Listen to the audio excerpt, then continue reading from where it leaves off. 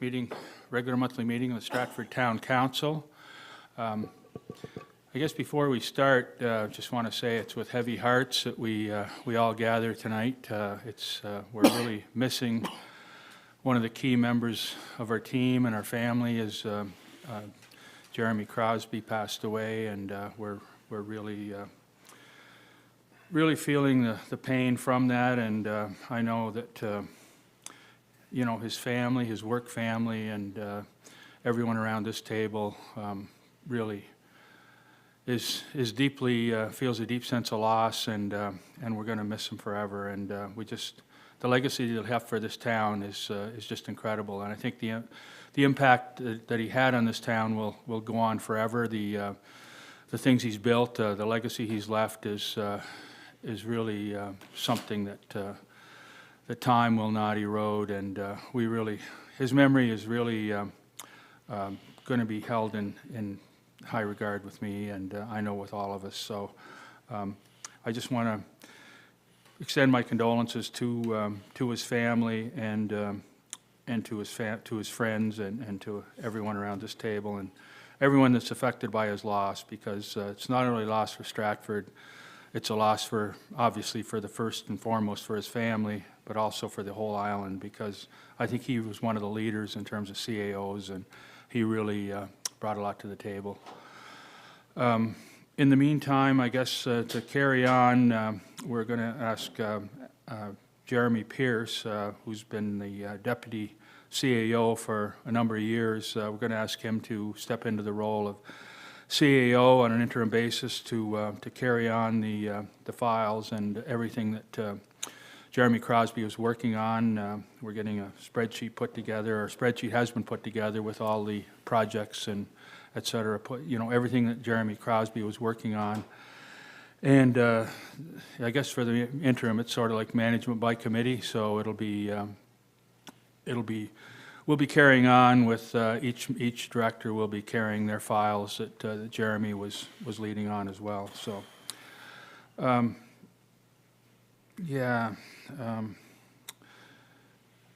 I guess there will be a process that will begin later in the year, but for the time being, we're going to rely on Jeremy Pierce to carry the role of acting CAO. He's been very well briefed on all the files, and he's been involved in many of them directly with his previous role as deputy CAO. So we'll continue to support our staff at this time, and again, we extend our condolences to Jeremy Crosby's family and friends. So just one other thing, members of the public can contact the main reception desk to be transferred to the appropriate staff member during this time of transition. So, yeah, sorry, go ahead, Gordy. The acting CAO resolution, That'll be on, that's on the agenda for tonight, yeah. No, it'll be later on, yeah. I just got an agenda too without authority, sorry. Okay, no problem. Yeah, so with that, I'd like to acknowledge also, thank Constable Dowling from the RCMP for being with us tonight. Thank you for coming, Constable. Appreciate it. A corporal, is it corporal or constable? Thank you. I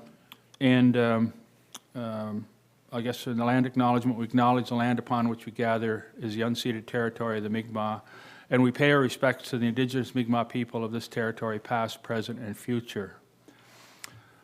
Is there anyone around the table who has a conflict of interest in any of the items we're covering here tonight? If not, we'll move on to approval of the agenda. The agenda is in your package. Any additions, deletions, or changes to that agenda? If not, I'll entertain a motion for approval of the agenda. Thank you. Moved by Councillor Jackson and seconded by Councillor Chandler. Thank you. All those in favor? Aye. Anyone against? Motion carried.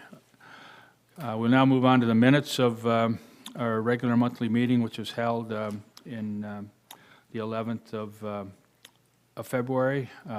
Any additions, deletions, or changes anyone would like to suggest to those minutes? If not, I'll entertain a motion for approval of those minutes. Thank you.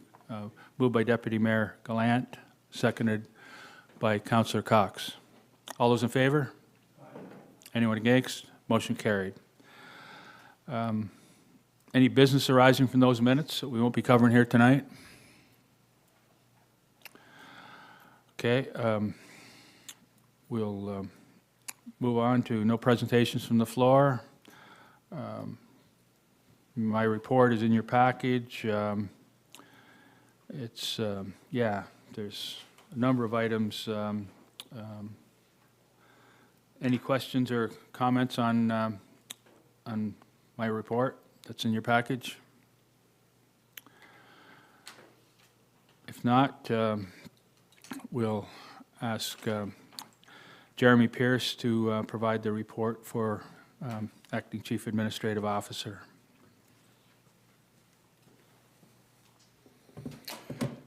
Thank you very much. I think we all wish Jeremy was here himself to do this report. It's been a sudden shock to our entire organization, and we all miss him dearly. And last week was a tough one. We brought in a counselor on the Monday following the accident, and it was a tough day, but it was a necessary day for everyone. It was good to get out the emotions, but to speak of all the good times that we've had and the extensive leadership that he provided to not only us as staff, but also to council and for our community as a whole. So I don't think anybody in this room thinks we'll ever replace Jeremy, but we're here to work together to try to keep pushing the community forward, and that's what he'd want us to do. February and March were busy months for our CAO. He attended a variety of meetings. Probably the biggest one was trying to get our operational capital utility budgets set, and thank you to he and Kim O'Connell, our Director of Finance, for leading those. Their extensive set of meetings that essentially started in December and worked their way right through the end of the month when we'll pass that budget. There's a variety of other meetings between department head meetings, meeting with community residents, Stratford Business, Community Business Mixer was a big one that he and Wendy Watts, our Director of Communications and Business Development, that organized. But overall, I think the transition is going to be, like I said, difficult, but we look forward to it. And we know as a team, we've created an extensive priority setting exercise as to the projects that Jeremy was working on himself. I think it's somewhere in the list of about 60 different activities, and we met with legal recently to find out all those sort of things. So we believe we have a good clear path ahead, and we'll work through that together. So thank you. Any comments or questions for Jeremy?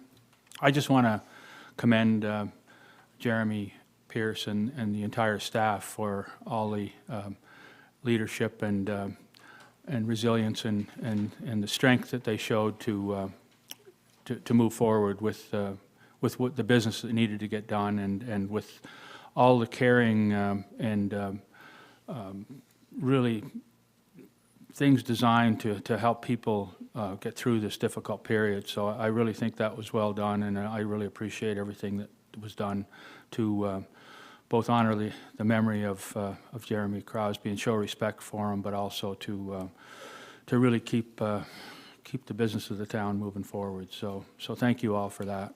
Appreciate it. Any other comments or questions for Jeremy Pierce? Okay, if not, we'll move on to safety services. I'll ask Councillor Ron Dowling, who chairs that committee, to provide his report. Thank you, Your Worship. First up is the Safety Services Committee did meet on February 17th, 2026. A variety of items were discussed. That minutes are in the package for council, and I'll ask if there's any questions in relation to those minutes. One item that stands out, and I'll just ask Director Woodard to speak to, is the Horton Park bus stop shelter. It's been raised a number of times, and Councillor Glant has been advocating its replacement. I know staff has been working very hard over the last number of months to try to get that situation rectified. So perhaps I'll step in. Transit is something that falls under my purview. So yeah, the unfortunate accident that took place at Horton Park bus stop, we didn't have a shelter in place immediately to replace that. We don't hold any in reserve. Charlottetown and Cornwall we're in the process of ordering replacement shelters. So we are in the process of securing one from Cornwall. They're not in need of putting theirs up until later in the summertime. So the Cornwall one actually should arrive any day now. The ones in two of them of the four that Charlottetown had arrived earlier this week, and there's 4 more, I believe, to be between Charlottetown and Cornwall. One of them is going to be dropped off to 21 Hollis, and then once we have that, we will work with a local contractor to have that installed. And so we should have that remedied within the next couple of weeks for sure. Okay, that's great. It'd be good to see that replaced. I saw a rather chilly-looking fellow this morning when I was driving by, bundled up, and hopefully we don't have too many of these cold days ahead of us, but it is a very open area, and it's unfortunate that it was taken out. And we will build some resiliency in future so that if that happens in another shelter, we'll be able to act more quickly in replacing it. So, thank you for that. The next item up is streetlight reports. And I can report that 10 new streetlights were placed on Goldsmith Avenue. That was at request of, I believe it was a request of residents? Yep. Yeah, as part and parcel of the new subdivision then, yeah. So yeah, it's good to see that area lighted. Moving on then to 9C, I'll ask if Constable Dowling would just come up and give us an overview of the RCMP activity reports.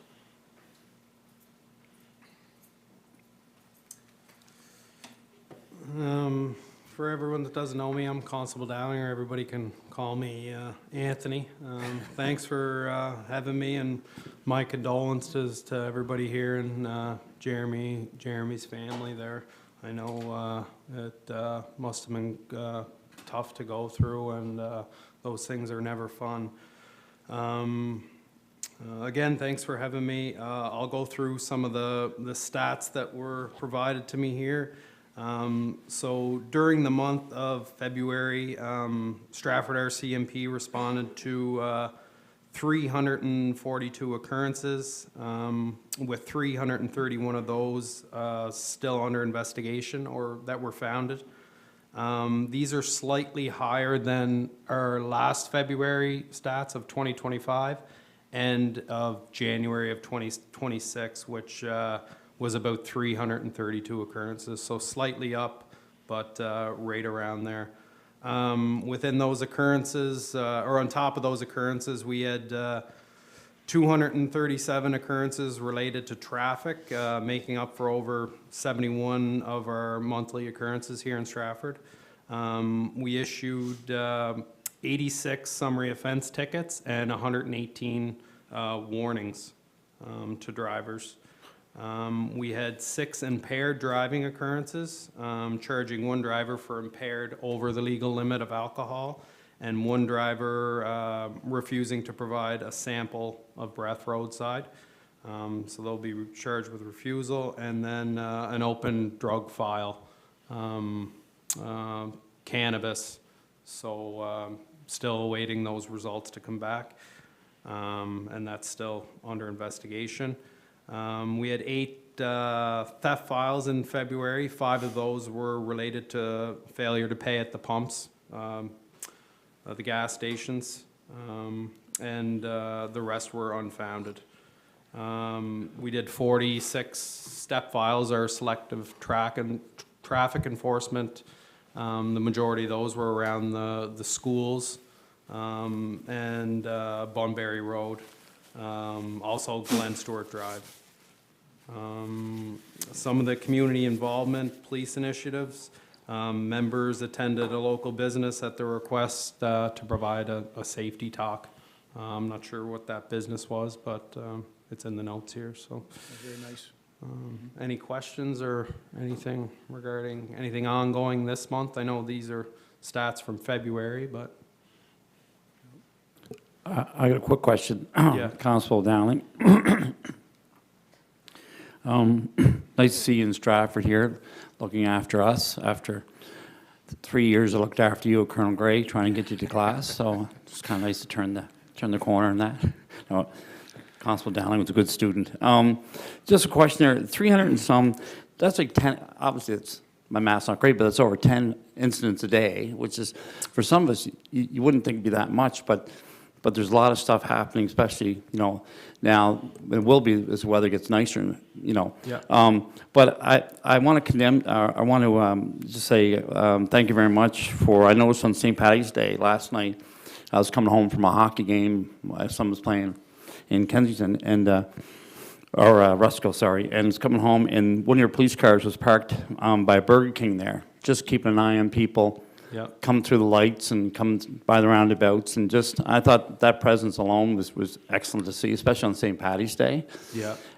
So, like, I think a lot of times people just think that you guys are reactive, but there's a lot of proactive work that you guys do that goes unnoticed. But I guess I don't really have a question. I just want to make a statement that I appreciate the proactive work that you guys do also. Yeah, thanks. No, I mean, we try to encourage as much as we can to get out there and be proactive when you're not at the office typing up whatever you have to do. But yeah, you'll likely see some more, especially around Burger King there, since they put the new cul-de-sac in and the illegal, where you'll see quite a, so we've been encouraging members to get out there just to kind of to rectify that problem. A lot of, probably, I don't know how many warnings out of the 118 warnings we give, but I would say a majority of those were probably from that, the new illegal U-turn there.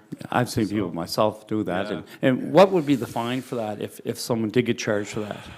I think it illegal turn, yeah, it's 200 plus a $50 surcharge, I believe, so, yeah. I think I'd take the extra 4 seconds to go around the... Yeah, and I mean, it does, like, the 86 summary offense tickets compared to the 118 warnings, it's, I like to say that sometimes giving a warning to a driver is kind of the only opportunity throughout your day where you're going to have a positive interaction with the public. Right. So typically, I can't speak for everybody, I can only speak for myself. I like to give out warnings, like especially if people are properly licensed, insured, registered, and they have no criminal history. Right. Especially with our citizens of Stratford here, it's sometimes, it's Right. good to give a warning and have a positive interaction rather than just issue the ticket and say, have a nice day. And there'd be some people actually didn't know that you couldn't turn there. Like, Yeah, and at one point, I think soon as they put it up, we did, I don't know if a ticket got squashed, but we had a storm soon after where there was high winds and you actually couldn't see the new, what was on the sign, so that was snow covered. So I think, yeah. thank you. Yeah. Thanks very much. Any other questions? I have one. It's unrelated to your report, but something you said sparked a memory. We had the business mixer, and one of the topics that came up amongst the business community is that there was an interest or an appetite for sessions that we would have, like, subject matter experts like RCMP to meet with or host a session with the business community. Yep. So hearing you say that there was a safety talk at a specific business made me remember that, and that there is an interest, and potentially we would reach out to see if it was something that we could arrange. And I don't know whether you guys would pick the topics or that sort of thing. But yeah, it's a relationship that I think would be beneficial. Yeah, no, I can't agree with you more there. And even, like, it says local business here, but I know that if anyone, I'm sure everybody knows him, Constable Tim Kaiser. He was with Charlottetown Police. He's in the works of, I think he already did one, but it wouldn't be this fiscal year, it would have been last, is doing a open meeting to the public for fraud. So Right. your typical frauds, how they're coming in now and how people are getting scammed online, through the phone. It's more targeted, I shouldn't be biased, but it was more targeted towards elderly. But now we're seeing it with anyone, the way they're conducting these frauds, they're getting, everybody, you don't have to be elderly anymore and not, like, really unaware of the online schemes. Right. But it's something that he's working on, and it's gonna be, he's out of Queens or Cornwall, but it's gonna be, he's working on it, and we'll offer that here at some point, Okay, so. perfect. Yeah, and like I said, if you have any requests or topics that you want discussed, certainly don't hesitate to reach out. Okay, thank you. Okay. Yeah, if I may, thank you, Constable Dowling, and welcome to Stratford. I know you've been here for a while. Constable Dowling helped me out with one of those fraud identity theft cases last year, I guess, with my in-laws. Yes. So they are happening, and I appreciate his attention to that at the time. And again, welcome you. Fantastic golfer. I'm not sure if you still are, but you were. But honest to a fault, brutally honest guy. I think I mentioned one time here about getting real good golf advice from someone. It was Constable Dowling on my golf game, and he said, "Take 2 weeks off and then quit forever." It was that bad. Me. It was. Anyway, welcome to Stratford. Thanks for everything you do. Yeah, thanks. Yeah, I just want to welcome you as well, Constable, and thank you for everything you're doing for our community. I really appreciate it. Yeah, thanks for having me. Well, Anthony, I knew you before, but I'll welcome you to Stratford, especially Ward 3, my neighbor behind me. So we have a city policeman there now, and an RCMP. We have JFO behind our place, so it's pretty good to see it. But I just want to compliment you. Look at the tickets there. Speeding over 29 kilometers, there's 5 or 6 tickets here. They're good tickets, right? Yeah. As an officer, there's good tickets. And then you went with the 166 there, disobeying a traffic control device. There was 18 and 18 in both warning and tickets. But that's over here, people learning, and you guys have common sense and good judgment. And Yeah. tickets are very expensive, and points, everybody wants their points. But, you Yeah. had your warnings, and you had your 118 warnings and 86 tickets, so it was really nice to see, and good numbers there, and especially getting out to the community. I always like getting out to the community. I just noticed yesterday, the Kensington Police Force, coffee with a policeman, and coffee with a cop.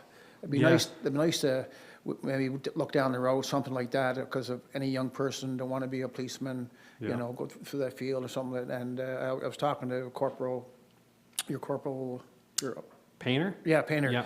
about that, and I think they're looking into it. But the relationship with us and all councillors is so great. The numbers are great, not only every day, but just the communication, and anything happens, you guys are a phone call away. So appreciate to see that. Welcome to Stratford. Thank you. Any other questions for Constable Dowling? Okay, will say very quickly, Constable Dowling, I know studies have shown that warnings in relation to, in particular, speeding offenses, lower-end speeding offenses, have proven every bit as effective as a ticket, and more so in many other ways. So if anyone's ever had the lights and siren come on behind them, it is a wake-up call. The first thing you're going to do is look down and see what your speed was. And Yeah. so I appreciate that you're taking that proactive approach, as Councillor Cox had mentioned. Okay. Well, thank you very much, Constable Dowling. Thank you. Yeah, thanks a you. lot. Thank you, Anthony. Council. Okay, Your Worship, 9D, Humane Society report has been circulated for the month of April to March, or the year, sorry, April to March, year to date. If anyone has any questions in relation to that report. Nothing anomalous. Community patrols remain on average the same. A couple of new cases opened and closed. That's the Humane Society you're talking? Yeah. Yeah. Okay, no questions there. Your Worship, we'll move on to 9E, Yeah. fire company calls. During the month of February, there have been a total of 17 calls, 15 of which were Stratford, 1 Hazelbrook, and 1 Vernon River.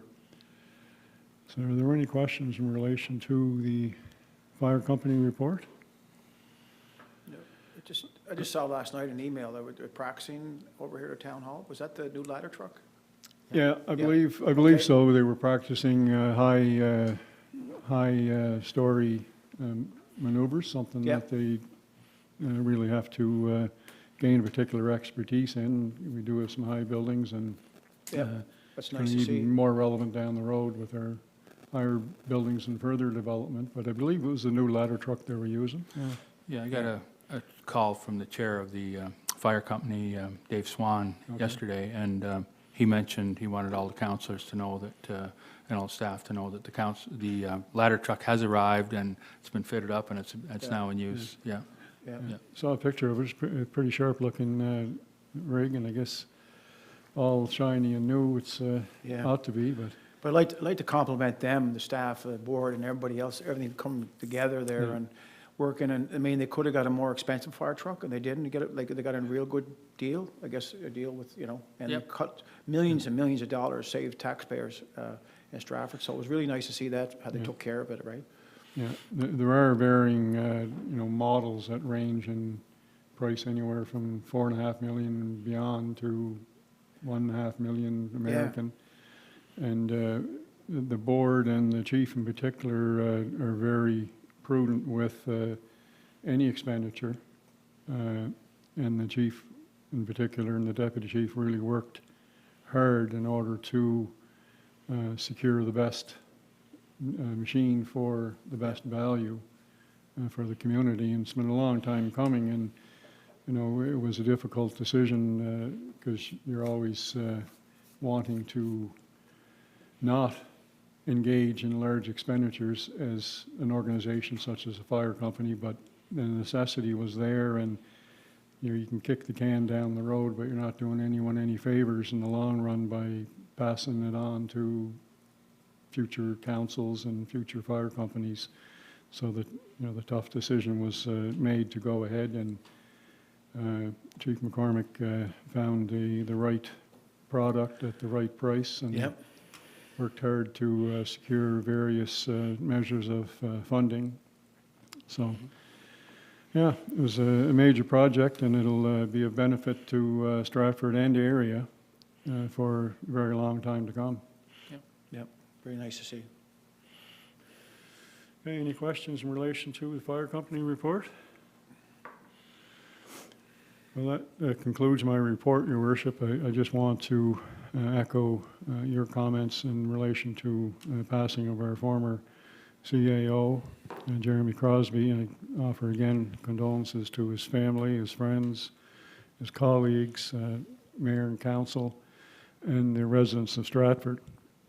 And Jeremy was a personification of collaborative management, and he helped to build a workplace culture that's going to last for a very long time to come. And I know, we look forward to some opportunity down the road, of course, but some opportunity to give recognition to his hard work and his legacy and the culture that he helped establish for Stratford, and particularly among the staff, who, he was a very beloved individual by everyone who met him. He's that type of person, you couldn't meet him and not like him. And I always appreciated the advice he gave. I didn't always agree with it, as none of us always did, but his advice always came from the heart. His advice was well researched and was always in the best, in his perception, the best interest of the town of Stratford, which he held very dearly. So he'll be sorely missed. Thank you. Thank you. Thank you, Councillor. Okay, we'll now move on to Recreation, Culture, and Events, and I'll ask the chair of that committee, Councillor Gordy Cox, to give his report. Thank you, Mayor. The following is an overview of projects and items being worked on within the Recreation, Culture, and Events Department. The Recreation, Culture, and Events Committee meeting was postponed until Tuesday. It was postponed on March the 10th. And that will be, we'll have to set a new date for that. Agenda items include the department's operating capital budgets, the community campus programs and events, and spring planning. The Youth Center once again participated in the annual Bowl for Kids' Sake fundraiser in support of Big Brothers and Big Sisters. A total of 20 participants represent the Youth Center this year. Through fundraising efforts held throughout the year, the group successfully raised $1,500 for the organization, which is incredible, and big shout out to them, obviously, and continuing to demonstrate the Youth Center's commitment to supporting important community initiatives. The Youth Center will be hosting a full schedule of March break activities for members. Programming will include extended drop-in hours, themed activity days, and a variety of recreation and social programs designed to keep youth engaged throughout this week. The Youth Center Leadership Club will host its annual walkathon, which is always a very successful event, on April 10th and 11th at the town center. Participants will take turns walking for a full 24 hours while collecting pledges and donations from the community. The Leadership Club will begin fundraising efforts in the upcoming weeks as they prepare for the annual initiative. The Youth Center recently hosted the annual Stratford Winterfest Fun Fair and Flea Market. Over the course of the weekend, approximately 70 youth members volunteered to assist with the various activities and events. The strong level of youth participant levels, the leadership and volunteer spirit within the Youth Center program was quite evident. The event saw strong attendance and received positive feedback from participants and the families. Looking ahead, the recreation team plans to continue hosting the indoor fun fair as a Stratford Youth fundraiser while exploring opportunities to expand Winterfest into a broader community event in future years. Artists' contracts have been confirmed for the Ferry Trail project, with work scheduled to take place during the spring and summer of 2026. The project will introduce new artistic elements along the trail and further enhancing recreation and cultural experiences for the visitors. The request for proposals, the RFP, for the public art mural project has been closed. The submissions deadline has now been passed. The staff are currently reviewing the 23 applications as part of the artist selection process. Samantha Sandbrook was selected as the instructor for in residence for the Glen Stewart Primary School for the winter session, and that'll be from January through March. Samantha has been delivering yoga classes to students as part of the program, promoting physical activity, wellness, and mindfulness, and that will continue. Planning is underway for both the Canada Day celebrations and Pride in the Park events. Staff are currently coordinating programming, logistics, and partnerships to ensure both events continue to offer inclusive and engaging experiences for residents and for the visitors. A number of tennis training opportunities have been offered throughout the winter months, providing residents with opportunities to develop skills and remain active during the indoor season.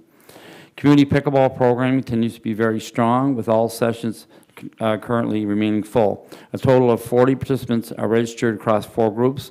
3 groups play twice a week, and 1 group plays once a week. Stratford Minor Baseball has been offering indoor sessions on Tuesday evenings from 8 to 9:15, allowing players to prepare for the upcoming season, as is Minor Softball, which is having indoor training sessions during April and May, or will be having them. Stratford Minor Soccer will also be utilizing the town center for indoor training sessions throughout April. The fitness area continues to experience strong usage, averaging approximately 160 users per day through February. This appears to be the highest level of activity the space has seen to date.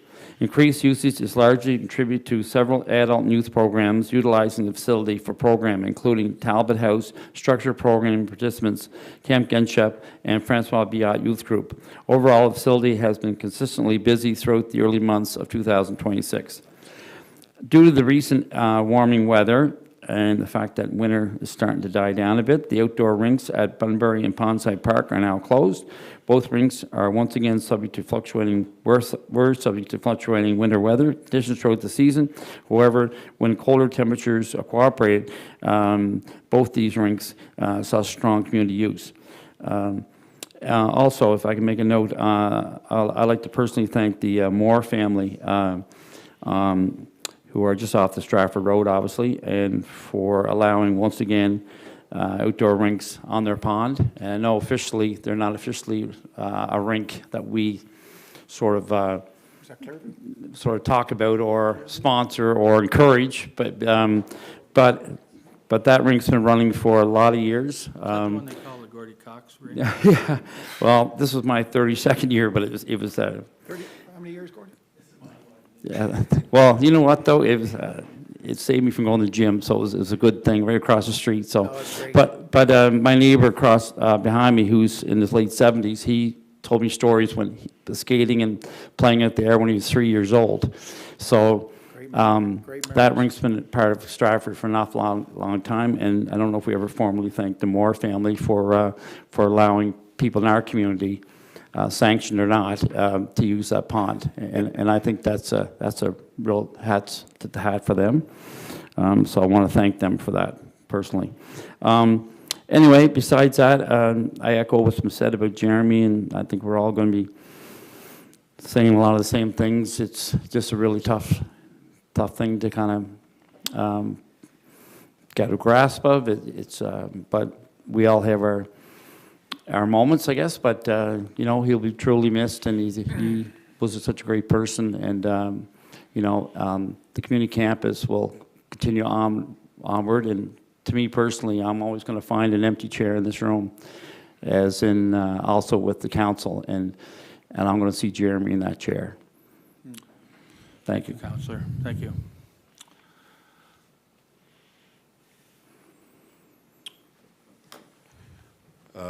Just one thing, it wasn't on the recreation report, but tomorrow, Oh, I forgot to add that. Is that the one? Do you want to jump in? Well, you wrote it for me. You say it. You're here. You're there. Go ahead. Tomorrow is missed a big it. day for the town. At 2 o'clock, the RFP closes for the architectural design for the wellness center on the community campus. So it's a project the town has been working on essentially since 2018. So tomorrow, to a certain extent, is Monumental Day, when we'll work through the evaluations of those, hopefully many submissions, and then bring a recommendation to council in the near future. Thank you. Great. Thank you. Good job. I'd just like to compliment you, I guess probably a part of infrastructure and recreation. Gym, I've been up using gym 2 or 3 times, and the area is so spotless. The people look after it. With February being a bad month, or, you know, snow and salt and everything else, and the gym is fantastic. The staff there do a tremendous job, and with cleaning equipment, and people respect the equipment, and everything's, you know, it's, you sit up there and you're working out and you go, geez, Michael Farmer thought of this in 19, you know, how many years ago? 95 or 95, and then all of a 98 or sudden, whatever. the place is full, like, you know, and you go, Right. what, you know, what a thought process. Like, it's just, it's amazing, right? Because if we didn't have this facility, you know, we'd be tight, right? So, Yeah. so it was just nice to see that, and with the outdoor rinks, I mean, also, there's always the weather forbidden that, but the staff did a great job this year, and keeping them up to the last 8 there. I just have one announcement there. I want to shout out to Gordy Dwyer. Gordy's a resident of Ward 3 and Stratford resident, of course, down the hill there, below you, Steve. And his hockey team, Newfoundland Regiment, in the Quebec Major Junior Hockey League, set an attendance record, 5,100. So many games are sold out. So he had the last time their record was 69-70 with the Quebec Ramparts. So Newfoundlanders are supporting their team over there, and team's led by head coach Gordy Dwyer. So I just want to shout that recreation, and doing a fantastic job over there. And you know, it's great to see those numbers with the first year team, and they breaking those numbers. I guess the owners are pretty happy too, and they're paying their bills and so on. Yeah. If I could add one last thing, thanks to you. I went and sat up a few times. Believe it or not, I did actually kind of work out, and I watched the pickleball groups on different occasions upstairs, and they were really having fun. I didn't hear bad language. I didn't see anything. You know, I just saw a lot of people having a lot of fun, and that's really nice to see. It's been well run, and Rachel has done a great job, and Jeremy, and I'm glad that's going to continue. And now with our new pickleball facility, hopefully opening, you know, at some point in April, that's going to add to that even more.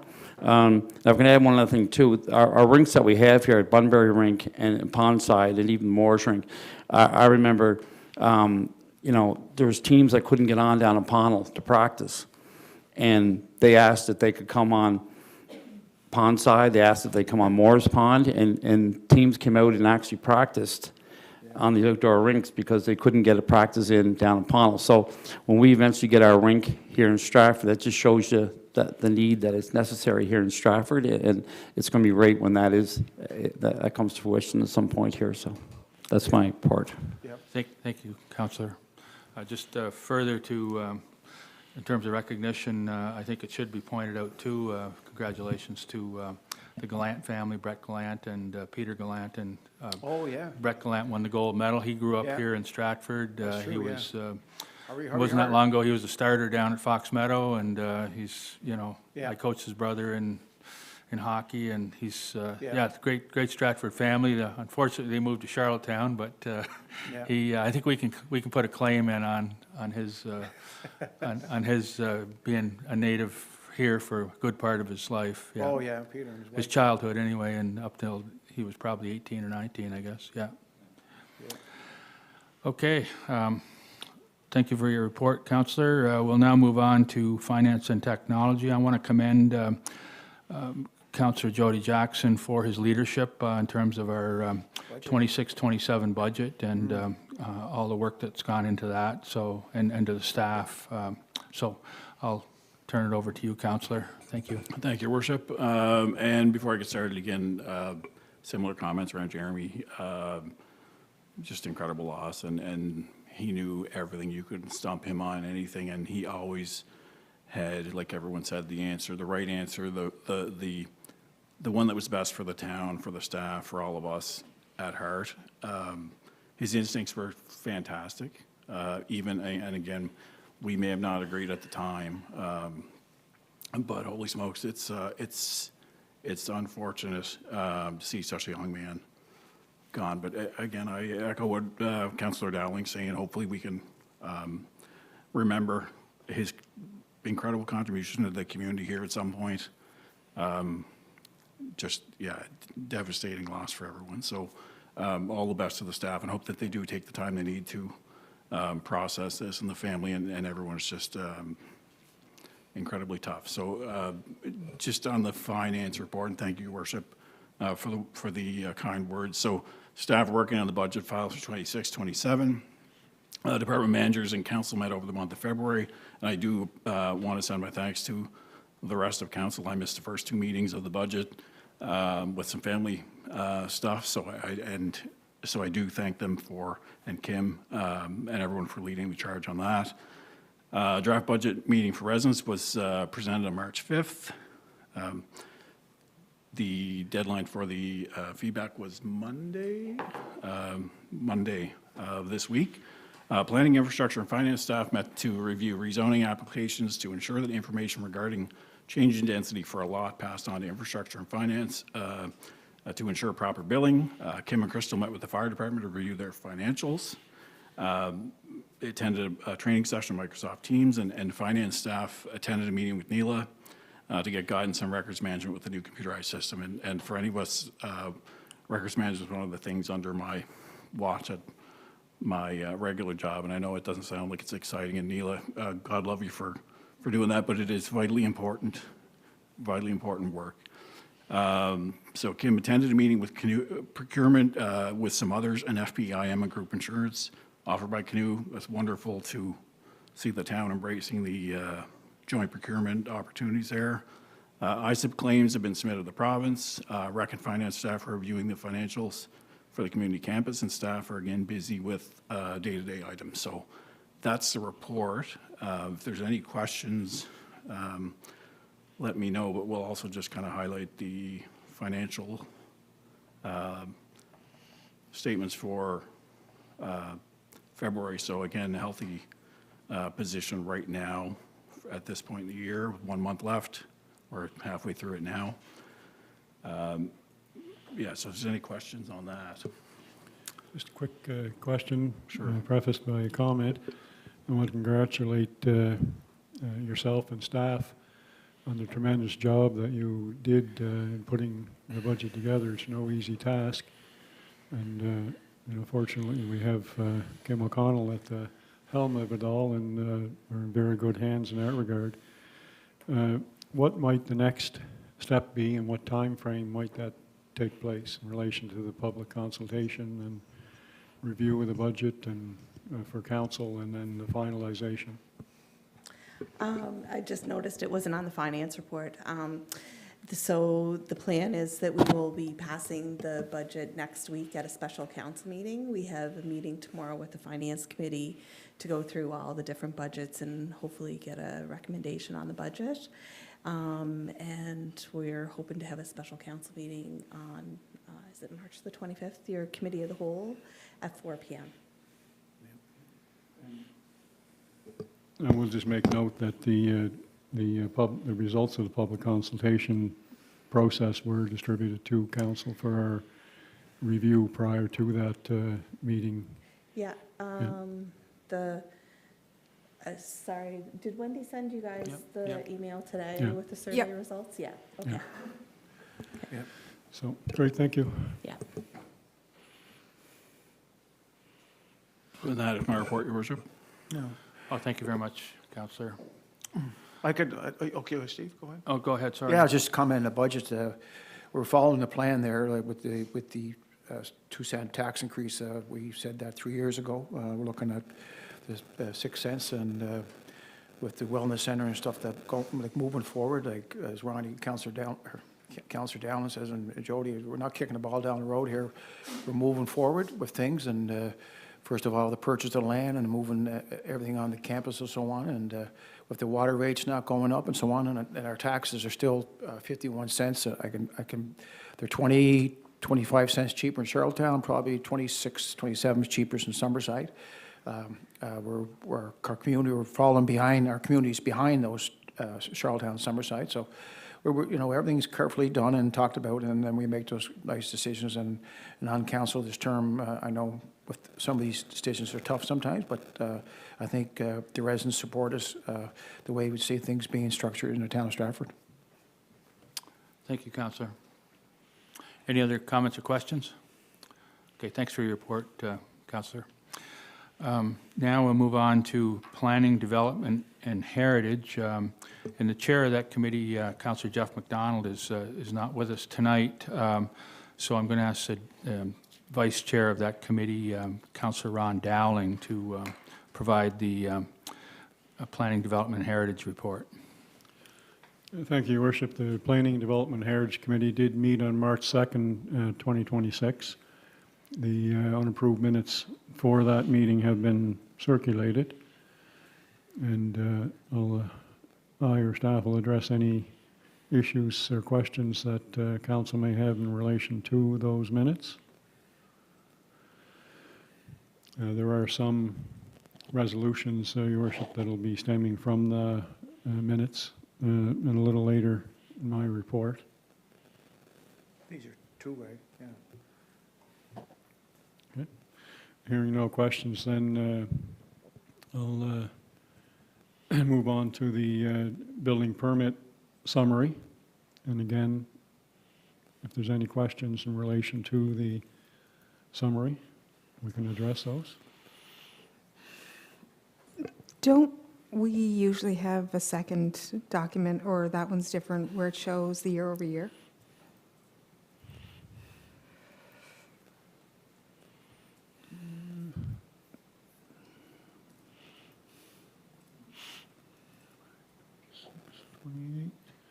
Down below, there are some, I'm not sure if those are what you're referring to, or the very bottom.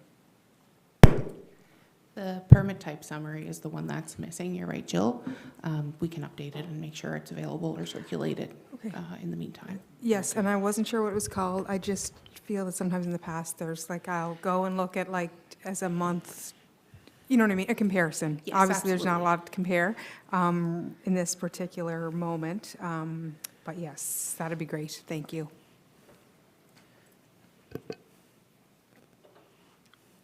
Okay, any other questions in relation to that permit summaries?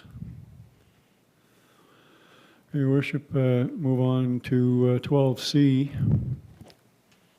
It's a, excuse me, Town of Stratford Resolution number PH 002-206-DP005-26, Falcon Rentals, Inc., conditional use one 8-unit stacked townhouse, lot 25-2 Shakespeare Drive, portion of PID 101637.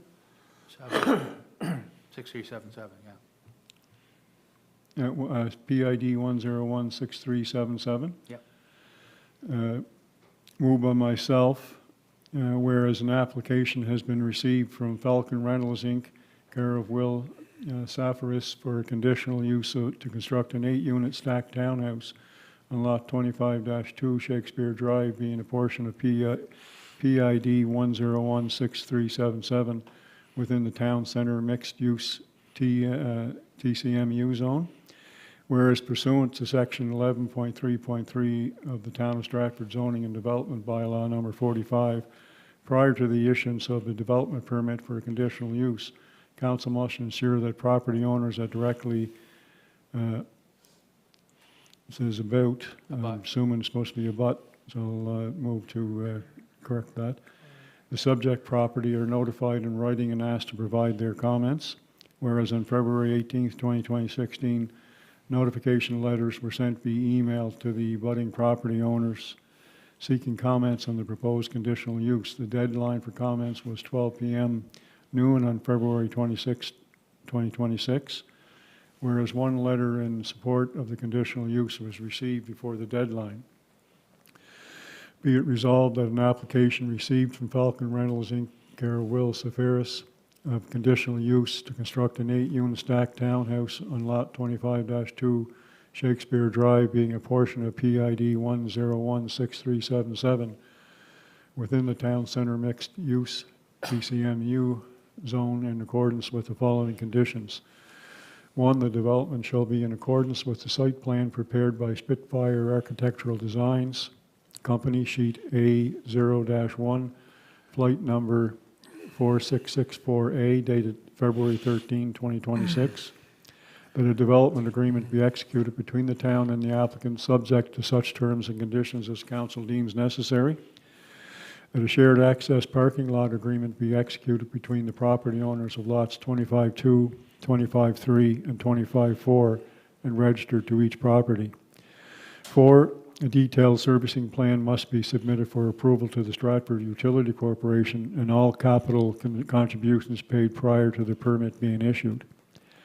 5, that the existing sewer and water connection services lot 25-4 be relocated within said property, and that all work and inspections shall be coordinated with the Stratford Utility Corporation and the property owner of lot 25-4. 6, a detailed stormwater management plan must be prepared by a qualified engineer approved by the town of Stratford and DTI. 7, a detailed erosion and sedimentation plan must be prepared showing how erosion and sedimentation will be controlled and contained during construction. 8, that a post-development as-built grading plan must be submitted and approved by the town of Stratford. 9, all other relevant provisions of the Town of Stratford Zoning and Development Bylaw number 45 are met. This resolution bears the recommendation of the Planning and Heritage Committee as discussed at a meeting held on March 2nd, 2026.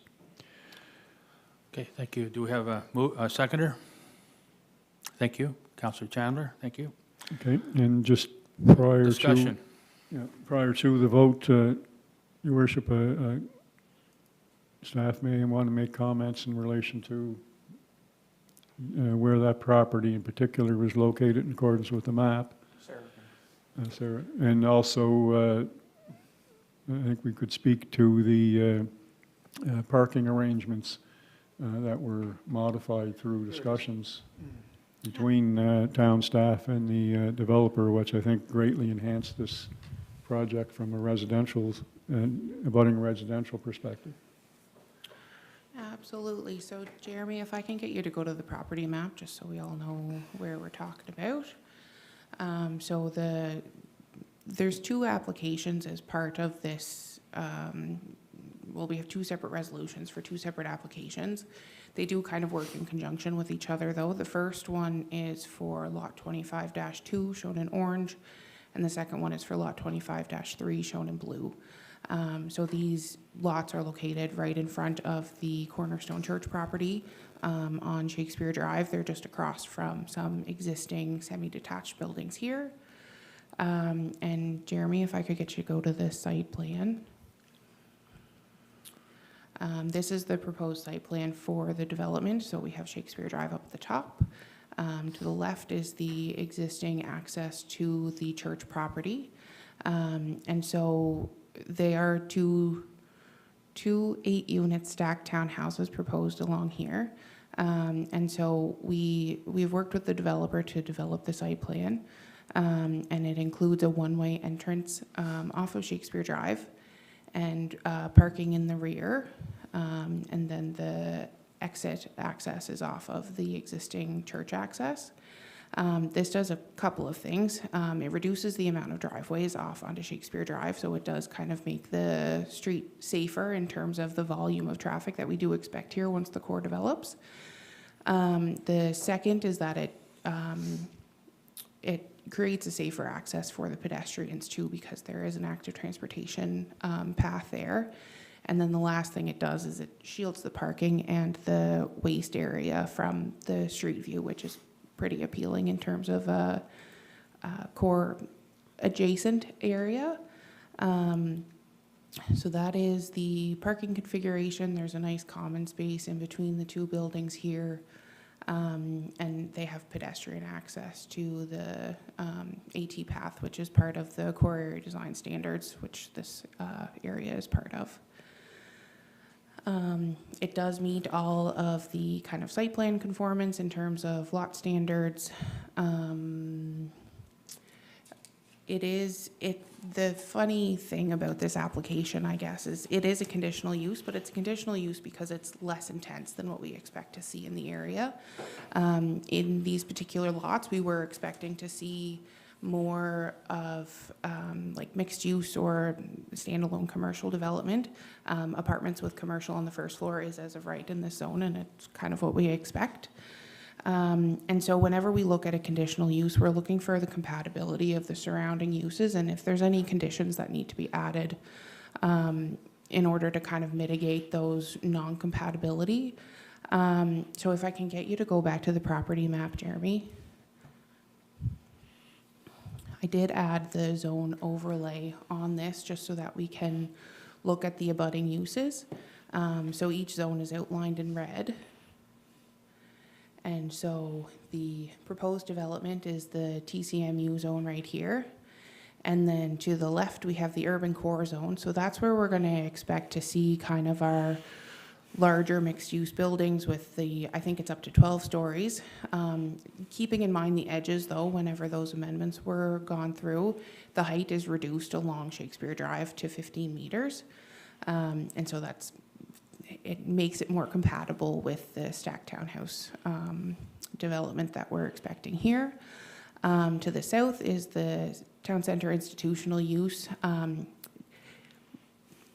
Town center institutional uses in general are pretty well compatible with residential uses just by the nature. We do want to see people kind of more around those public use spaces. And then to the left is just town center residential. And again, we're seeing town center mixed use, so that is separated by the church access, the vacant lot, and then we have the apartments there that are usually with seniors in them. And then along the north side, we do have more town center residential. The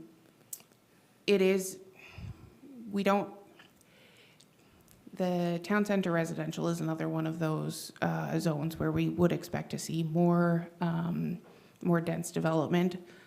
So like the apartments that are there, they are buffered by this kind of row of semi-detached though. So the point is that it is pretty consistent and compatible with the surrounding area without adding conditions to mitigate.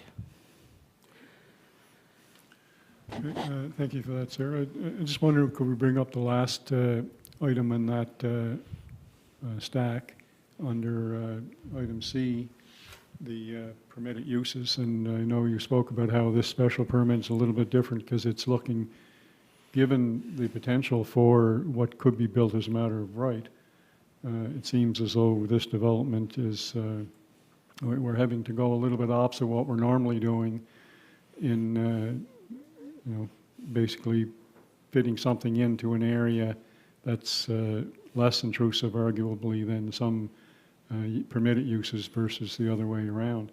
Just wondering if you could just touch briefly on some of those uses, just for public's understanding. Yeah, so the permitted uses in the town center mixed-use zone are apartment uses other than on the first floor. So that kind of means that there's going to be commercial on the first floor. We could have expected anything from retail stores to kind of business offices, health clinics, more of those public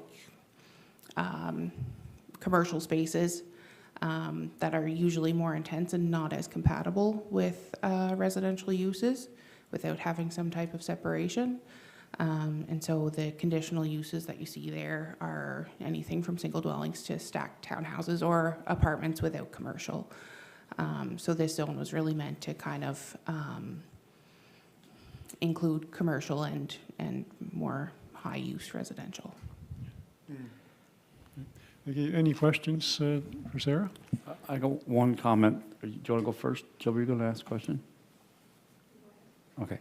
I know way back, but there was we had a meeting with a lot of residents, especially in the condos there, about shadows and about shading, et cetera. And we talked to the Gray Group, and the Gray Group switched 2 buildings so that would not happen, which is really nice. That was early on in our process here. How does this building here affect shading or big shadow, whatever? It is pretty short in comparison to the urban core shadow study that we would have seen. So I haven't seen or done a shadow study myself, but I would guess that the shadows won't really extend. They shouldn't extend across Not to. Shakespeare Drive. Yeah, like I think it's just like Ron said, is this is less intrusive, obviously, than being middle of a neighborhood. So, and there's it's a good building for a lot of residents that need a space, right? So I just wanted to ask that question in all fairness to the people that came to the meetings before, just to ask about shadowing. So. Yeah, the max building height for this type of use is 35 feet, and the developer has proposed 29.8 feet. Okay, thank you. And just for clarity, it is the same footprint as is allowed for a single-family dwelling, right? Yes, essentially, yeah. I think a single-family dwelling is allowed to be 40 feet by 35 feet or whatever. Yeah, they have a maximum height of 36 feet usually. 36 feet, yeah. So it's below the maximum height For a single dwelling, yeah. for a single dwelling, yeah. All right, yeah. For Councillor some reason I thought it Chandler? was going to be taller, sorry. Councillor Chandler, do you have a question? I think I have it all sorted out in my mind anyway. But I like the proposal. The crossing of the active transportation lane, I know that you've done efforts to mitigate that. And I know up the road, like there are other more dense areas. We don't have a lot of those instances in the town though, do we? Where there is density with the active transportation trail on that side? Is Shakespeare Drive the only place? I only ask because I see, and I know we can do things to market and signage and all that sort of stuff, but people literally turn out of T Hill onto the active, like sometimes, you know what I mean? Like just as far as pedestrians and like that stretch, and I do find there can be some speeding on Shakespeare Drive, and that's a little bit more open.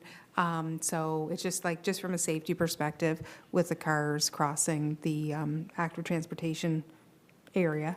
I just wondered if we have other instances other than there where that happens on the regular. I think I have heard and seen the kind of photos of vehicles driving down the AT path in Quebec. I can definitely, like, it's a darker area down there. I think it's more you could see it more down there. Along Shakespeare Drive, I think one of the big things for this development in particular is that because the one-way on into the property, or the crossing on the AT path is the in, not the out. And so because the out is onto the church access, I think that if the church isn't having issues with people Right. driving onto the AT path, then I don't suspect that this will have an increase in Right. motor vehicles on the path. Okay. I don't have any other questions. Yeah, it's just, I've seen that. It is a different, it's another, whatever the word is, like it's more to manage Yes. for a driver and a pedestrian. Okay, thank you. Just one final thing for me, Sarah, is can you just tell us briefly the difference in height, just going to Councillor Cox's question of a townhouse versus a stacked townhouse? Same height.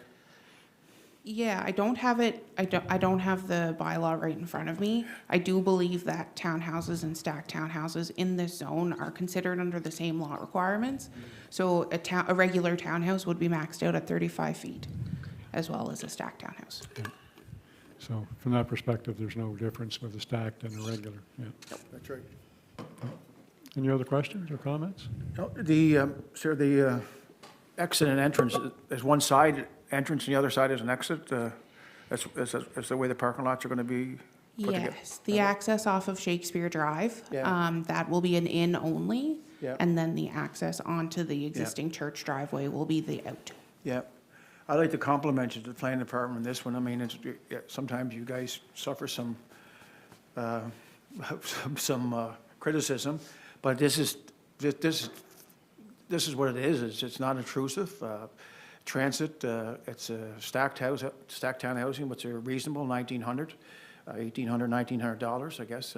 Be nice to throw a couple in there under $1,250 or what we have in the other ones, but it's not very intrusive. Everything's there. Pedestrians looked after, traffic's looked after, the area itself, and I think it's all the parking spots there. So it's just a great plan, and I'll be supporting this plan tonight.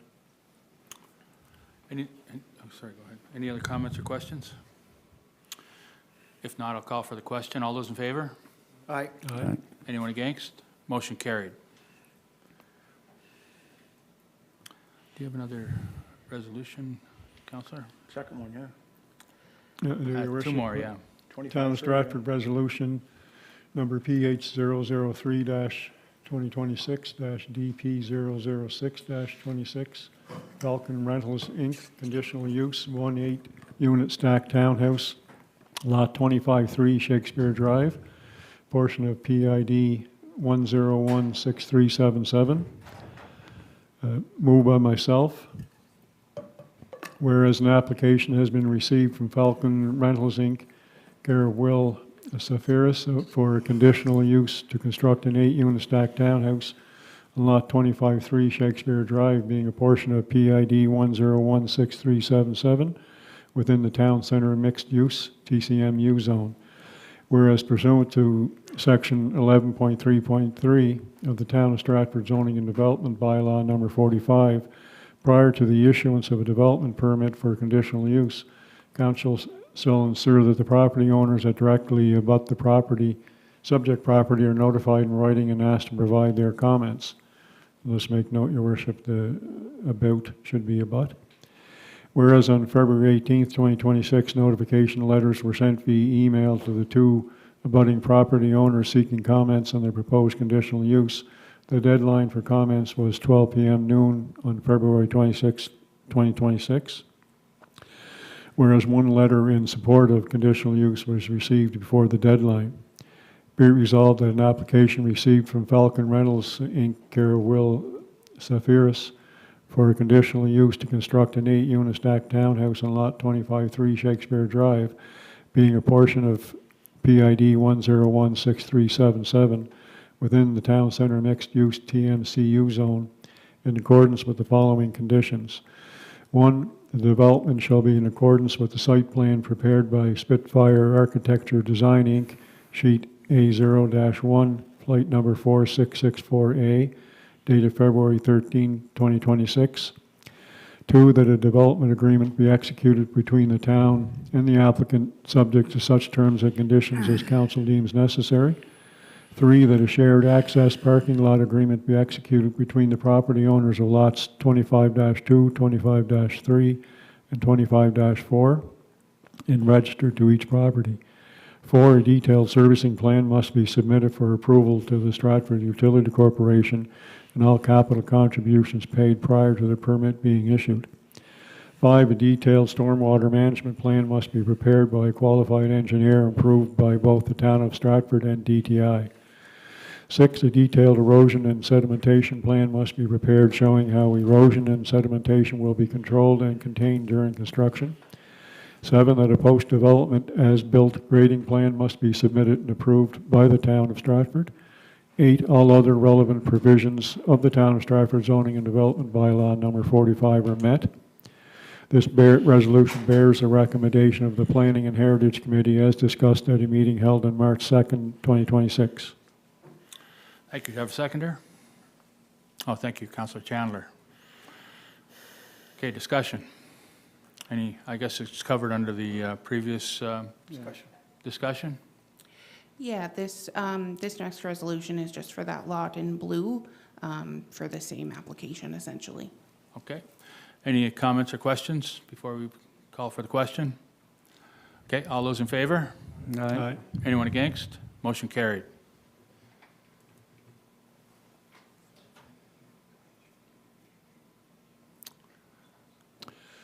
Okay, one final resolution, Your Worship. Town of Stratford Resolution Number PH004-2026-DP001-26. Town of Stratford Waterfront Pavilion, 10 Stratford Road, Part 3 Building. Stemming from the Planning and Heritage Committee, moved by myself. Whereas an application has been received from the town of Stratford to construct a Part 3 building, being the Waterfront Pavilion at 10 Stratford Road, located on a portion of PID 571414, zoned Waterfront Public Space, WPS. And whereas the site plan demonstrates that the development meets lot requirements per subsection 16-4-7 of the bylaw, shows surface parking for up to 24 vehicles, 2 of which are barrier-free. In addition, there are 50-plus on-street parking spaces in the area. And whereas the right-in, right-out access of the existing entrance to the utility building at 10 Stratford Road has been approved by the Department of Transportation, be it resolved that the preliminary approval be granted to DP 001-26, subject to the following conditions. 1, conformance with the Stratford Waterfront Pavilion preliminary drawings package prepared by APM McLean, file number C26201-C100-00, dated February 3rd, 2026. 2, that a development agreement shall be entered into and registered to the property and approved by both the town of Stratford and DTI. 4, a detailed erosion and sedimentation plan must be prepared showing how erosion and sedimentation will be controlled and contained during construction. 5, a detailed landscaping plan must be prepared by a qualified professional outlining the details and quantities of the materials to be used. 6, a detailed servicing plan must be submitted for approval to the Stratford Utility Corporation. 7, all other relevant provisions of the Town of Stratford Zoning and Development Bylaw number 45 are met. This resolution bears a recommendation of the Planning and Heritage Committee as discussed at a meeting held March 2nd, 2026. Do you have a seconder? Thank you. Councillor Cox. Okay, discussion. We have some preliminary drawings, Your Worship, and perhaps Sarah can bring us through those. Great. Yeah, so I know you guys are familiar with the site layout and the kind of design of the building. If you just wanted to scroll through, Jeremy. These are the updated preliminary drawings received from APM. They're pretty similar to the concept drawings. I think that I might get you to switch, though, to the very last attachment, the access route examples. And then just go to the next page there. I just like looking at an aerial. Yeah, so I know this is kind of, this drawing has a lot on it, but essentially here is where the pavilion is proposed, and then accessed off of the Stratford Road through the existing driveway here. So essentially this application is in front of you because it is a Part 3 institutional development. And so a development officer does not have the authority to approve Part 3 buildings by themselves. They do need council approval. So that's the main reason why this application is in front of you. It does meet the lot requirements outlined in section 16.4.7 of the bylaw. There are 10 parking spaces proposed. There's room for an additional 14 if needed. There's also a significant amount of on-street parking and like event overflow parking in the area. And so we have over 50 on-street parking spaces along Michael Thomas and along Shepherd Drive. Town staff are working on the design for a parking lot along Shepherd Drive that will include another 50 spaces. And the town also has an agreement with the CGI building, which includes another 110 parking spaces. So it's a bit of a walk, but there is a significant amount of parking in this area. The area was designed to be more pedestrian and cyclist friendly since it is adjacent to park. A lot of the residential uses in the area also have reduced parking requirements just to encourage that use of active transportation. There's higher bicycle parking standards in the area as well. And it is along a transit route. There's 2 bus stops shown on the map here. And so the access also was approved by the Department of Transportation. They are okay with the right in, right out only as long as it's 20 feet wide to accommodate 2-lane traffic. Our chair of planning, Councillor McDonald, had asked to clearly illustrate how vehicles and pedestrians would be able to get in and out of the site after the planning board meeting. And so the attachment shows a few different examples. This specific attachment addresses traffic traveling north from Stratford Road. So from the left of the drawing, you can see that green line is going in. Part of the kind of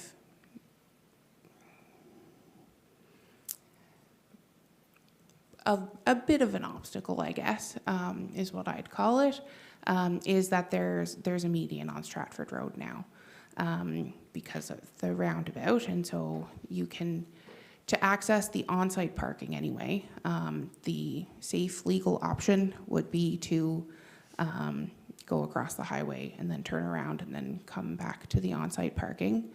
To go out, it's super easy. You just go down the driveway and out the roundabout. And then the kind of downside of this is that it would encourage vehicles to cross the median here.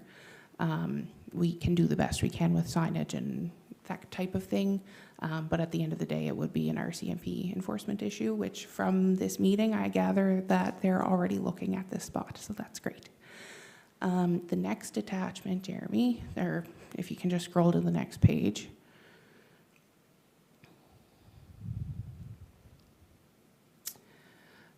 This route shows access from the same path, so from Stratford Road South, traveling north, and if you were going to off-site parking. So essentially, you could drive through here and then park either on street or in the future parking lot. And then the black dash line shows the pedestrian potential walking path. It is 0.4 kilometers, which is not super far. The downside, though, is that we don't have any pedestrian path here, so planning staff would strongly recommend looking into a pedestrian path along this corridor just to ensure that pedestrians can get to and where they're from safely.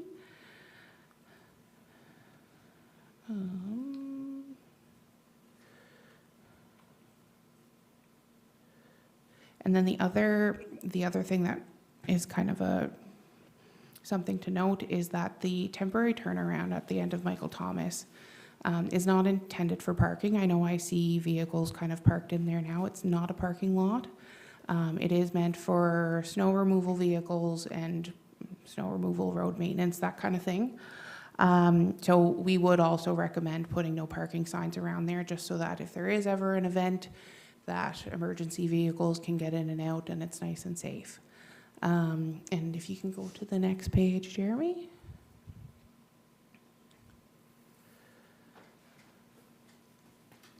So this is for traffic on Stratford Road traveling south to get to on-site parking. So you're coming from either TransCanada, Hopeton Road, or the TransCanada South, going into on-site parking, and then to leave, you simply go around the roundabout and head on out. If you can go to the next page too, this will show the off-site parking from the same travel route. Again, the pedestrian path is strongly recommended, as well as no parking signs on the temporary turnaround. And then the last, I think the next one is the last attachment. Oh, I'm wrong. So this is for event overflow. This again has not been reviewed by our recreation department. This was me as a road user just kind of doing potential layouts. So this accommodates the green arrows are in traffic, the red arrows are out traffic. I think that parking lot has great flow for large events, quite frankly. So I don't expect any issues there, and that's an extra 110 parking spaces. And again, this is for event overflow only.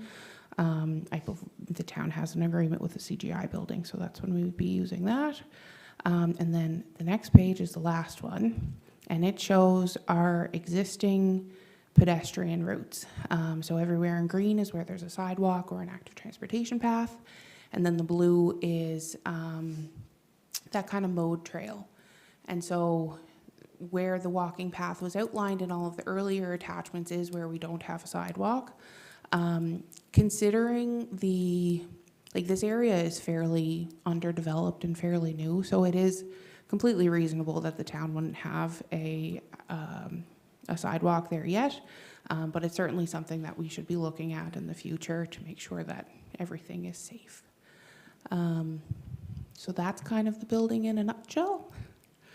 Perhaps we could just bring up the overview of the conceptual renderings while we go through questions. I think that's this, oh, yeah.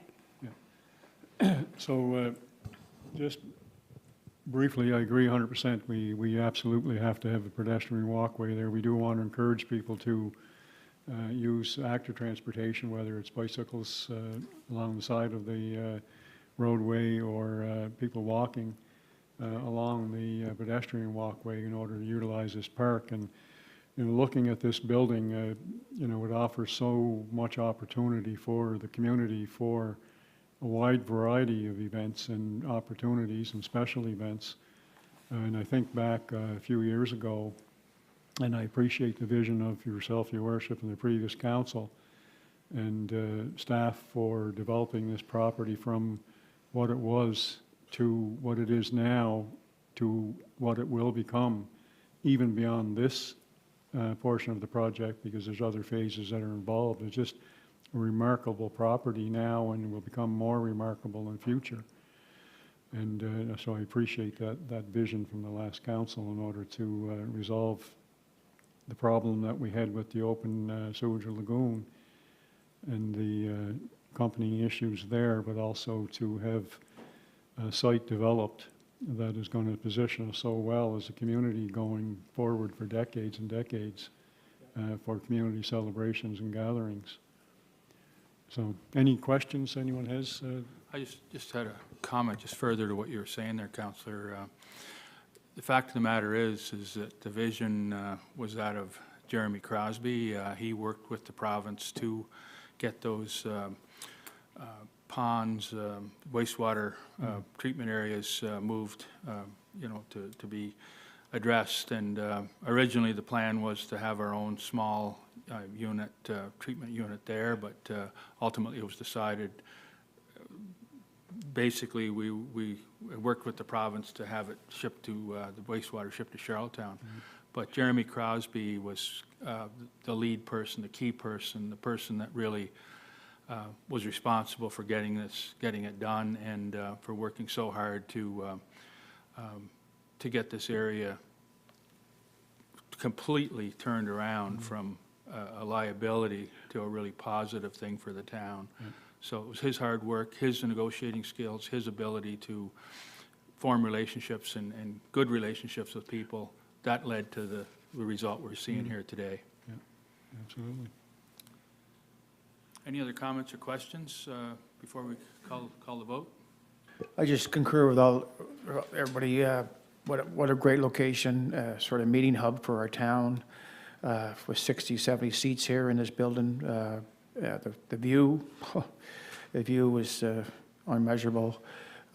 In July, imagine in July looking over across to Charlottetown, vice versa, them looking at us. But commercial kitchen and so on, so there'll be a lot of events down there. July 1st, a weekend, it may probably be Santa Claus. We don't know what if they change from Cotton Park and so on. But what a great facility, and as you said earlier, Jeremy put this together and pushed this across the line here. So, I'll be supporting this tonight, and it's really good. The shovel's in the ground in April, and I think it's going to be done in November. So it's going to be nice to see it come across the bridge and see something done. And of course, we don't, like Ronnie and you said, we don't have that smell anymore.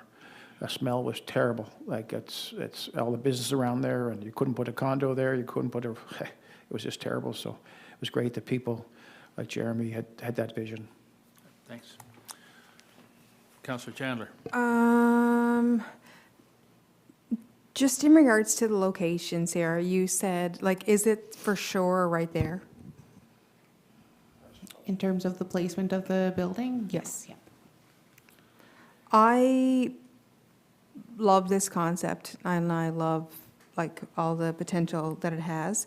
When I look here, I do, like, with the events, as we grow our events, and the flow of traffic and pedestrians, as you've discussed, and service vehicles, and, Stratford recreation trucks taking, 10s, et cetera, down further into the site. It does seem like it's fairly right there at the entrance, although maybe that's a benefit if we were doing ticket events or something down the road. But it's not going to move from there. I think part of the idea was to not take up most of the park real estate. If you push it farther into the park, then we kind of lose that extra green space that it's really intended for. It does leave room to, we do anticipate that eventually that driveway will become a public road. And so we would be we anticipate that Michael Thomas would kind of curve, and then the public road would be extended. And that would kind of open things up and make it a little bit more safe. Yeah. Okay. Any other comments or questions? Okay, I'll call for the question. All those in favor? Aye. Anyone against? No. Motion carried. Thank you, Sarah. And thank you for filling in, Councillor Dowling. Thank you, Your Worship. Appreciate it. Okay, we'll now move to infrastructure. I'll ask Deputy Mayor Gallant, who chairs that committee, to give his report. Yeah, before I start my report, I want to concur with all the other councillors. Jeremy Crosby, a sudden shock to everybody, and he was a great man, great friend. He was open door policy and so on, and walk in, talk, and if there was any arguments or disagreements, he was in the middle of it and settled it down. He was always he was a referee sometimes, not that far, but he was great. Always had a smile, welcomed you, and he's gonna, I miss. I always said I'm gonna go up to Treehouse tomorrow, and he said, okay, come on up, and we always had some good chats, and not only about it was about family life and council and everything else, but he had a great vision, and it goes back to we're so close here. I always said this we had two CEOs, Robert Hughes, and Robert Hughes was the CEO, and then there's Jeremy Crosby, who's deputy CEO.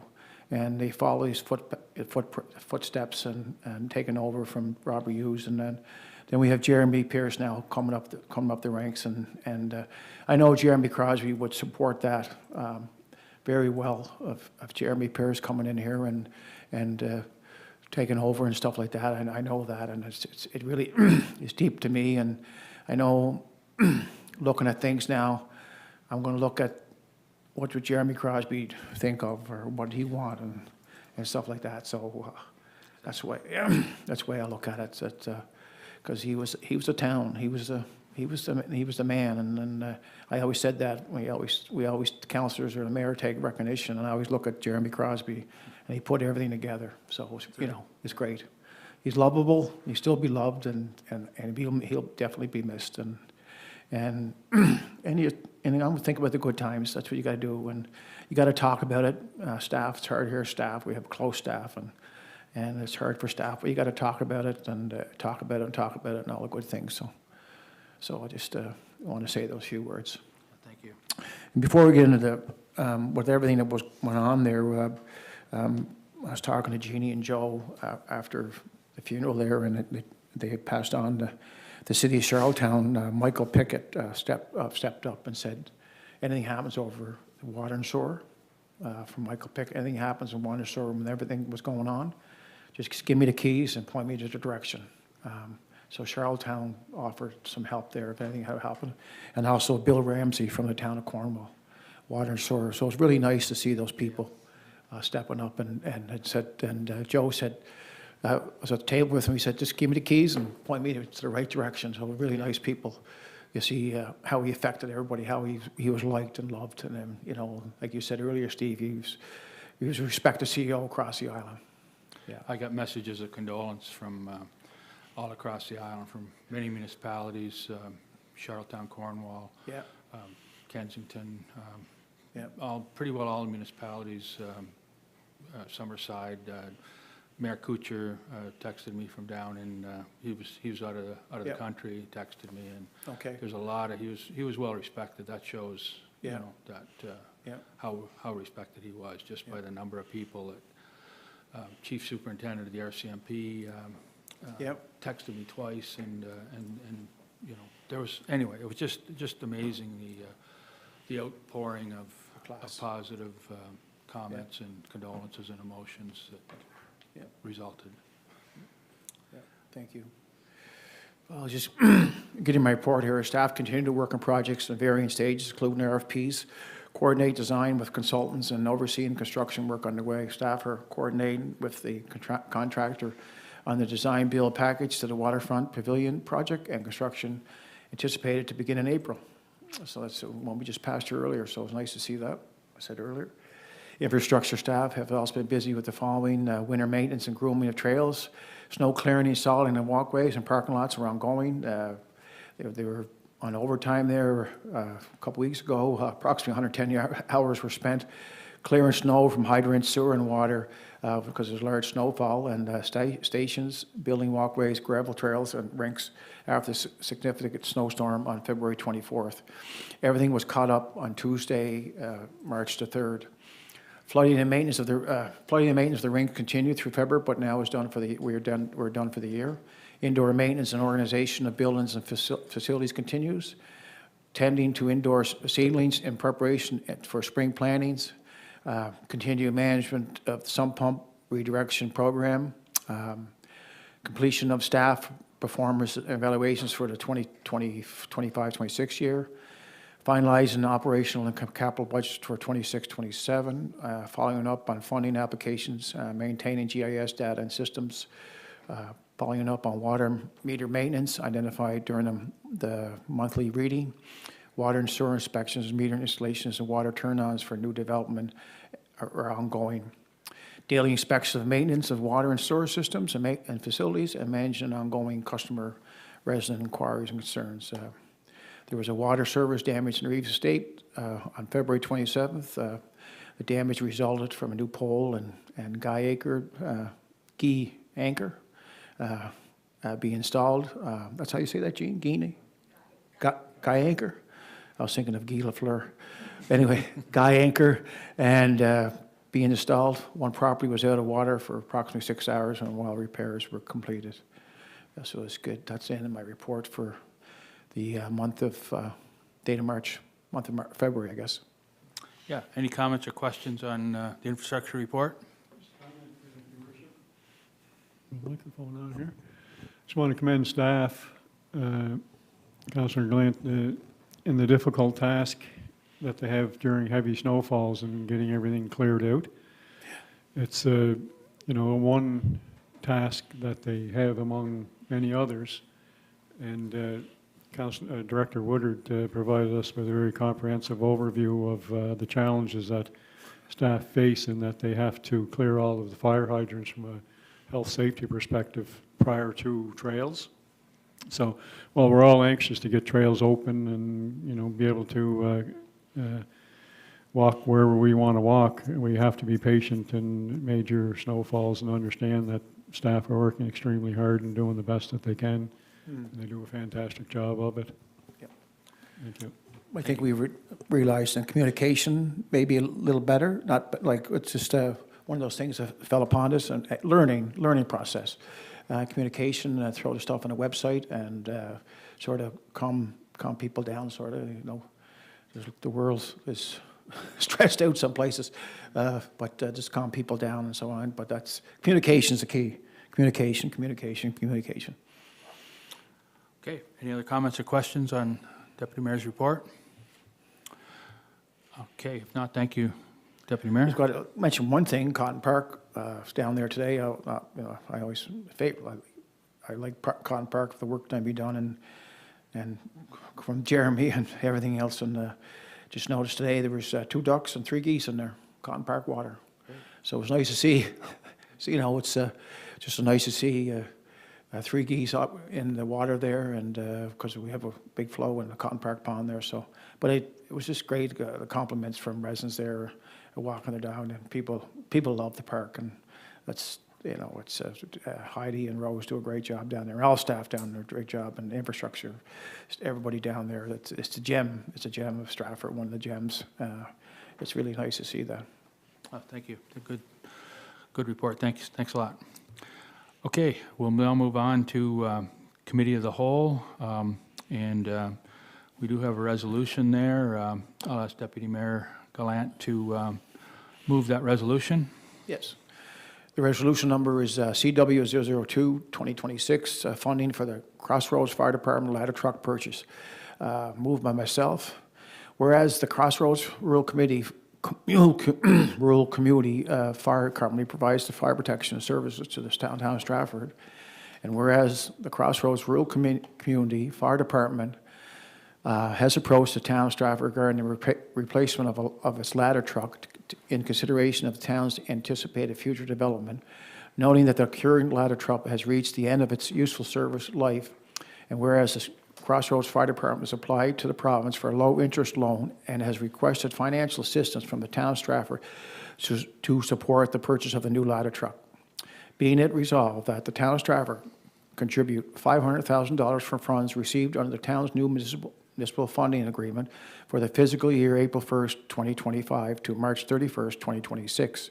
These funds were not included in the current fiscal year budget as the agreement was finalized after the budget had been approved.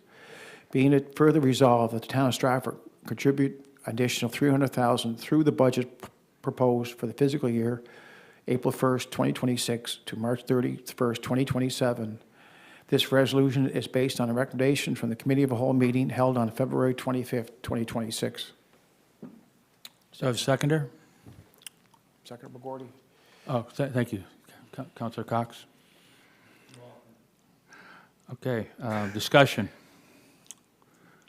I have a comment, Your Worship. I appreciate that as the council's representative on the fire company board. I do appreciate council's collective efforts to contribute to the significantly to the fire truck. It is something that's going to be of arguably primary benefit to Stratford, particularly as higher and denser development occurs, and excuse me, I think it's actually something that will, in the developers' minds, help facilitate their decisions to build bigger and higher in the appropriate zone, town core zone. And like I say, we'll be here for years to come. And a significant contribution on behalf of Stratford will help alleviate the long-term financial strain on the fire company, and to not contribute a significant amount would have very much hindered their abilities, I think, to keep the rates as low as we possibly can, and also to do other future planning around training and the equipment needs. So I'm very appreciative, and appreciative of Councillor Jackson's previous work on this as well. Fire truck's a long time coming, and he laid the groundwork for that. So I appreciate the fire company's hard work and the chief and deputy chief's hard work in bringing this about, and very happy that Stratford is contributing a significant amount. It's a very much an investment in the future development of Stratford. Yeah, I was just about to say that it is an investment. It's these trucks have a life of about 25 years, so it's going to stand us in good stead for many years to come. So I think it's a very sound use of taxpayers' dollars. Yeah. Okay, any other comments or questions? No, it's just nice to see the province providing a low-interest loan to them, and them working it out, and us putting our money in there. It's nice to see three people working together and get this together. Yeah, I think this is a good example of the province, fire company, the town, and staff working together, and council working together to get a good result. Yep. Yeah. But Ronnie and Jody too took this over the finish line. It was really nice work, and Jeremy and everybody, the staff, and it was nice to see this come together. And like, 4 things you need for your town is water and sewer and police and fire, and they're going to cost you. You know, that's going to cost you. Yeah. So it's nice to see this stuff come together. Yep. Okay, any other comments or questions? Call for the question. All those in favor? Aye. I think Councillor Cox just stepped out for a second, but I'll declare the motion carried. Anyone? No one against? Are you in favor of the motion? Abstain? Okay. Anyone abstain? against? Do you abstain? Okay, motion carried. Okay, next item is a second resolution, and I guess this is yours as well, coming from the Committee of the Whole, Deputy Mayor. Yes. Town of Stratford, Resolution CW 003-2026, appointment of the Acting Chief Administrative Officer. Moved by myself, whereas the town, Stratford, the town recognizes the critical importance of continuous and effective administrative leadership to ensure the uninterrupted delivery of municipal services, the stewardship for public resources, and implementation of council's strategic priorities. And whereas the town is mourning the sudden passing of its respected late Chief Administration Officer, Jeremy Crosby, who extraordinary contributions, dedicated service, and leadership have left a lasting legacy in the organization and the community. Whereas council extends its deepest condolence to the family, friends, colleagues, and community members who were impacted by Mr. Crosby's passing. And whereas council wishes to ensure a stable and orderly administrative transition while a formal recruitment and selection process for a permanent CEO is undertaken. Whereas Deputy Chief Administrative Officer Jeremy Pierce possesses the knowledge, experience, and organizational familiarity required to provide continuity of leadership and continuity of leadership and oversight of a municipal administration during this transition period. Being resolved, the Council of Stratford hereby appoints Jeremy Pierce as the Acting Chief Administrative Officer, Acting CEO of the Town of Stratford, effective March 18, 2026. Further, be it further resolved that the Acting CEO shall serve until Council completes the formal recruitment and hiring process and appoints a new permanent Chief Administrative Officer, or until this appointment is otherwise rescinded by Council's resolution.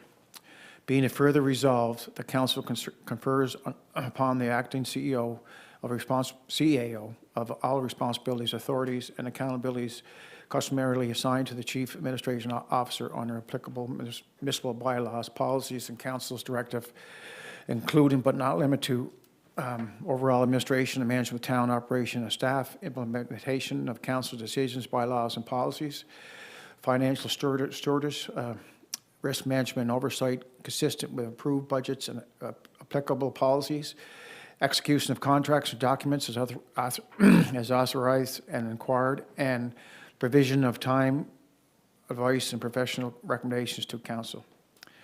Being it further resolved that the acting CAO reports to council and shall maintain regular communication with council through the mayor and establish governance channels, and authorizes the acting CAO to delegate responsibilities to qualified staff as necessary to ensure operational continuity, subject to applicable bylaws, policies, and council direction. Do you have a seconder? Thank you, Councillor Jackson. Okay, discussion. No discussion? I'll call the question. All those in favor? Anyone against? Motion carried. And thank you for stepping up, Jeremy. Appreciate it. It's a tough thing to have to do, but it's got to be done. So we really appreciate you taking the reins for an interim period, and we'll be staffing it on a permanent basis over the next couple of months. Thank you, I appreciate it. Like I said earlier, I wish Jeremy Crosby was still here to lead our organization, and I know myself, Kim O'Connell, Jeannie Woodard, Wendy Watts, Dale McKeegan, Michelle Messiah, Patty Crowell, and the entire team, Neela Smallman. Not to say we look forward to the challenge, but we had strong leadership, and we'll continue to do that and lead our town through this time until we do get a full-time acting CAO or a full-time CAO. So I know we have a great team here, and we'll continue that. Yeah, and I guess in the words of our deputy mayor, it's what Jeremy Crosby would have wanted. So yeah. Yeah. Okay, thanks again. This is the leader Jeremy Crosby was. He wasn't micromanaged. He put everything together and shared everything. Everybody fell into place here, and hopefully it continues. And I think Councillor Dowling said it well too. He's a master of collaborative leadership. Yeah. Yep.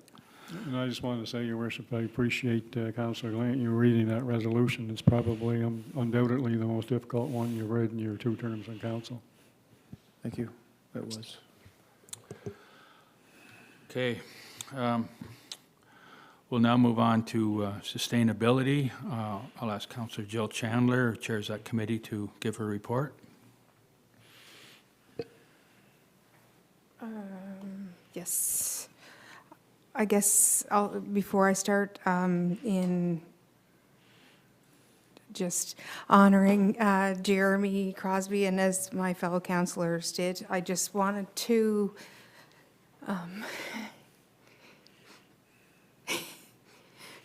he was such a great friend to us all, and he was a great leader. It wasn't until this tragedy that I realized what skills, soft skills, I guess, he had in addition to his leadership.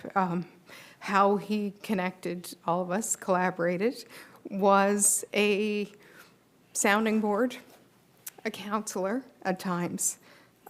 He was, in my opinion, the quiet or sometimes maybe unnoticed glue that held us together. And I could call him from anything to a safety concern I saw while driving around the town of Stratford, to admitting it was my son on the dirt bike that the RCMP are investigating. And he listened to anything with the same calmness and comfort and without judgment. And I appreciated it. And I always looked forward to seeing his face. And he will be missed greatly. And I do think that it's important to recognize that he did a lot of things quietly and without fanfare. And I think it's a great trait to aspire to, that we don't need to be always recognized or yelling the loudest or whatever it is, that we can get things done by the, communications we have, the respect we have, the trust we have with people, and just continue to work in that manner. I also want to commend the staff and Jeremy Pierce and all those involved for the activities of last week in efforts to comfort the staff and give people the space they needed to come together, to be on their own or to come together as they process this information. I think that was really, really well done. And as somebody who I'm sure many of us can relate to, who has suffered grief, last week was just 1 week of many weeks to come where people will need to be comforted, and understanding will need to be in place in the workplace, et cetera. So I would ask that we all keep that in mind. And finally, I'm sorry if I'm rambling, as hard as it is to think about, because I thought of Jeremy as a friend, as a really good friend, actually. And we all did. And I could see that from talking to people last week when I was like, he talked me off so many ledges when I thought I was going to quit. And somebody else said he did that for me. He had many roles, but the role that was most significant were his role as a son, as a father, as a partner in his family life, and seeing his pictures and all of that life that he no longer has and they no longer have, is heartbreaking. So I do hope that we can move along and work on his behalf to advance things in the town, but that we're mindful of the support that his family will continue to need, and that is his most important roles. His legacy will be here, but those people need us too. So I hope that we can stay connected to them and for them. Thank you for listening. And now I will move on to the sustainability report. I'll keep it brief. Fix a Leak Week is happening now, and that is an annual event, of course, to raise awareness, promote water conservation to residents. And it was actually Jeremy Crosby who brought it to my attention to check my toilet for leaks after I complained about my water bill being too high in the town of Stratford. Also, the Trans-Canada Trail Awards, our town $10,000, and that's for Planning for Tomorrow program. There's more information on that in the report. As we discussed a little earlier, the Sustainability Committee, we held our first business community gathering, which was a goal, and will continue to be a goal, to bring our business community members together, possibly monthly, but it was well attended. We had the mixer and then we had the meeting, and both were fairly well attended, and we had lots of positive feedback from the business community, and I think we were able to determine that the connection piece is important, and the regular communication for them to understand what's happening in the town that may be of relevance, et cetera. So we'll continue to work on that. Wendy and others did a great job. And then the diversity and inclusion updates, youth art contest in partnership with the city of Charlottetown and Immigration Refugee Services Association of PEI. So that is on ahead of International Day for the Elimination of Racial Discrimination. And more details are there. I guess the celebration, sorry guys, I'm a little worn out. Saturday, March 21st at 2 p.m. Is when that's happening, and all are invited to attend if they would like. Thank you.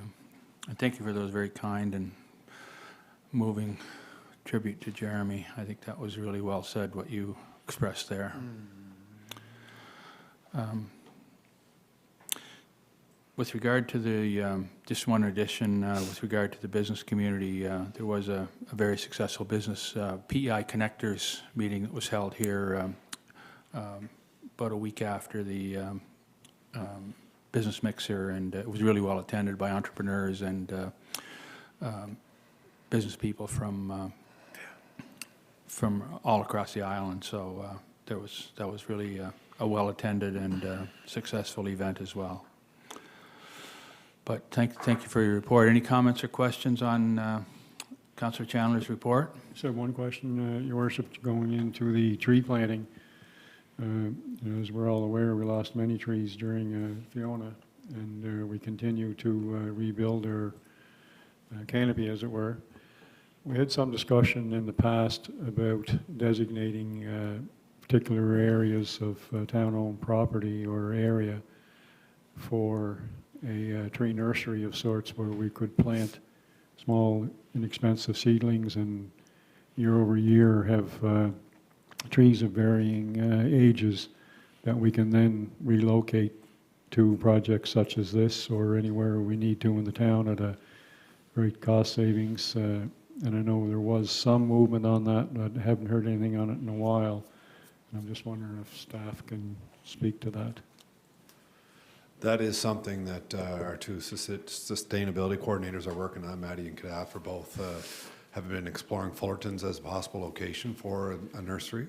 And the restoration of the whole tree canopy as a whole has been going pretty well. There was, I think, Jeannie, you might know, was it 1,500 trees or thereabouts planted last year within the community. A lot of them were the smaller sizes. And I know projects like the community campus, that there's a significant investment. Maddie just secured a funding grant for additional planting of trees, which is will be considerable. So the trees that were lost in the high school construction, the future trees that will potentially be lost in the wellness center or the ball fields or whatever it may be, we're looking at replacing those starting this summer as well. Thank you. Any other comments or questions? Thank you for your report, Councillor. And also, I guess you also have the next item, Intergovernmental Affairs and Accountability. You chair that committee as well. I do. Just before that, we skipped over the transit graph. Oh, I'm sorry. That's I okay. didn't see that. It's also just a part of that. Okay, yeah. So it's in your package.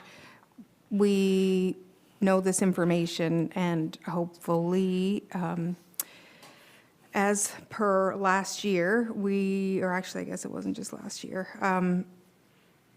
It's not uncommon to see this dip, I guess, right now in this time period, and hopefully we'll see the same trend for the climb through the spring, peaks in the summer months. But we do know that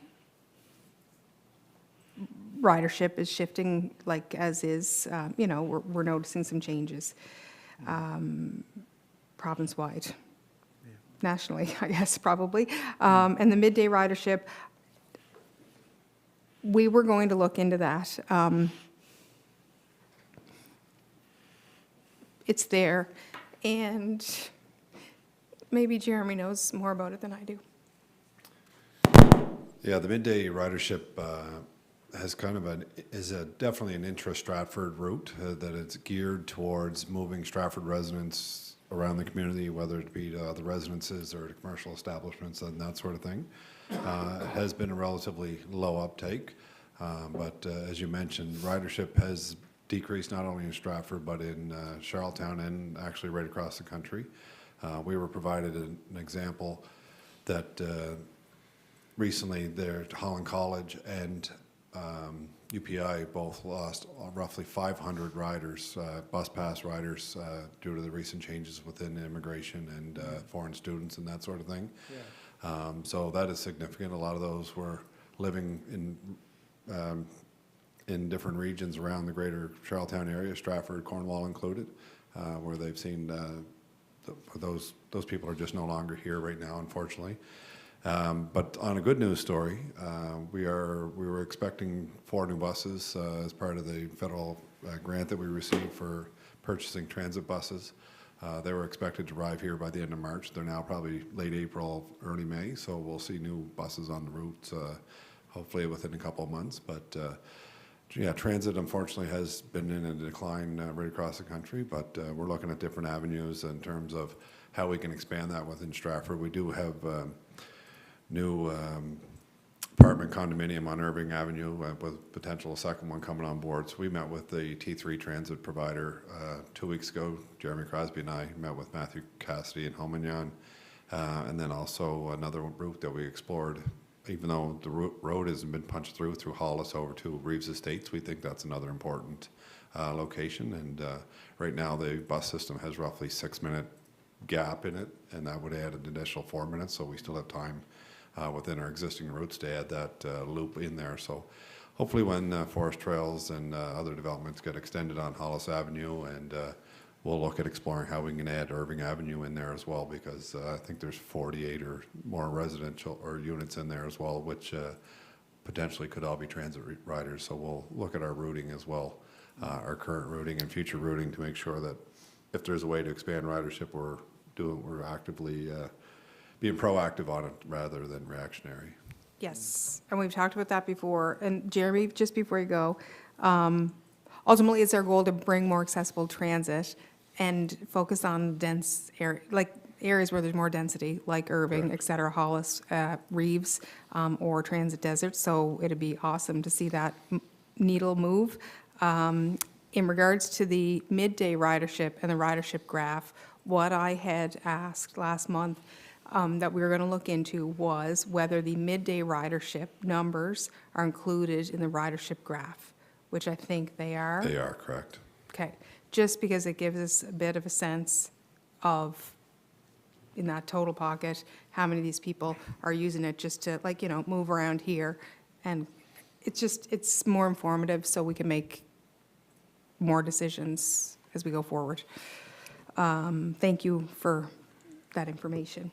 Just before you sit down, I just do have one thing to add, and that is we're in the final stages of an agreement with T3, or Charlottetown and Cornwall and the province with regard to an accessible taxi service. Even though it's not directly related to transit, it is another transportation option that will be available to people suffering from challenges, physical challenges, physical and mental challenges, I guess, for transportation after normal hours, and it's going to be administered through Pat and the Elephant. Is there anything you wanted to add to that? Yeah, it was a discussion that was brought forth by the Department of Development and Seniors. I'm not sure, sorry, the exact Social affairs. Social Services and Seniors. It's an initiative that's needed. Unfortunately, not all our transit systems or our taxi services within the greater Charlottetown area have accessible service or accessible vehicles. So the recommendation was brought forth and was explored. It was discussed amongst the province and mayors and CAOs, and was deemed to be a project that should be researched. And then just recently, a proposal came back on March 9th, I believe it was, that we'll present to council to see if it warrants consideration. Certainly believe it does myself, but we do have some questions that remain based off the proposal, and we'll make a recommendation to see if we can absorb it within our budget, which we're confident we can do that. It's just there's a few outlying questions that we've asked of the province and those that are creating the policy or the pilot project. But I do know the 3 municipalities do support a service like this. Thank you. Just before you go, Jeremy, you know, you keep trying to get to your seat there. Keep calling you back. But in relation to the intra-community transit, it's a relatively new initiative. It had been piloted one time before, a number of years ago. And we're essentially piloting it again to see how what kind of uptake we get. And I'm just wondering what types of advertisements or promotion, I should say, have been put in place in order to make residents aware that they can move specifically within the town from their home subdivision, perhaps to Sobeys and that sort of thing. Just wondering what we're doing in order to promote that within the community to see if we can get that ridership elevated to a greater uptake. I think it's an area that we can definitely improve, not only the intra-Stratford routes, but all the transit systems. So that's part of our discussions right now with the ongoing CATCC contract renewal that we're working through with T3. The marketing and promotion is probably one of the areas that we see that we'd need to have the biggest adjustment and the biggest growth in. Currently, a lot of the information was relied on through our bus shelters and through the online website that T3 provides with all the routing. But we do know that the intra-Stratford routing, and I know Charlottetown has some different routes that they've added in Cornwall as well, that it's been a regular discussion as to how we can improve that to get it out to more people. I say that because the intra route, arguably could have a completely different demographic than the current routes in other areas from Stratford to other communities. I'm just not sure that many people are aware of the capability to move strictly within Stratford. If I can make one comment, just the report that recently came out with Pat and the Elephant, that because of the gas hikes recently in the past month and a half, this report was before the last 9-cent increase. But the report said they're going to be spending over $700 now more a month than they were 6 months ago, just based on the increases in gas, and now add the 9 cents to that. So I think transit, Pat and the Elephant, cab fares, everything's going to be going up and getting a hit with that, right? Like, we have to support those organizations, before they support us. So, and I think we have to sort of develop more of a partnership with those organizations, so they don't just take the hit totally themselves. Like, they will try to put it off into the communities, and I think we have to be prepared for that. Just before, I do just want to say this out loud in this meeting forum, because I know we spoke about the opportunity for the accessible transit subsidy, which I do support. That being said, I do have to state again that we hear from residents, I know I do, and I heard from local businesses as recently as last month, that actual public transit is prohibitive for their employees who work in Stratford in finding access to routing and to get to work and home on time. So it is wonderful to support accessible transit. In some jurisdictions, there's legislation that demands or requires those providing for-hire transit that they have a number of accessible vehicles within their fleet. And I would also like to draw the attention, when we see comments online, as far as taxi or on-demand transport for those that have the budget, we're lacking in that front as well. So I would love to provide accessible transit for those who need it. I would also like to provide transit options for the population that requires that. Thanks. Okay. No other comments or questions?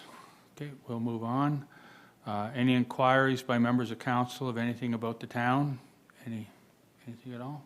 I have one thing. And I will bring this up at council of the whole, but I just want to put it in the minutes. The amount of signage around Stratford is like locust now. It's just everywhere. Like, if you go down the four-way stop, Kinloch and Stratford Road, I think the other day it was like 15 or 20 signs I counted on telephone poles, on the different parts, and that median or island located down by the old Stogies.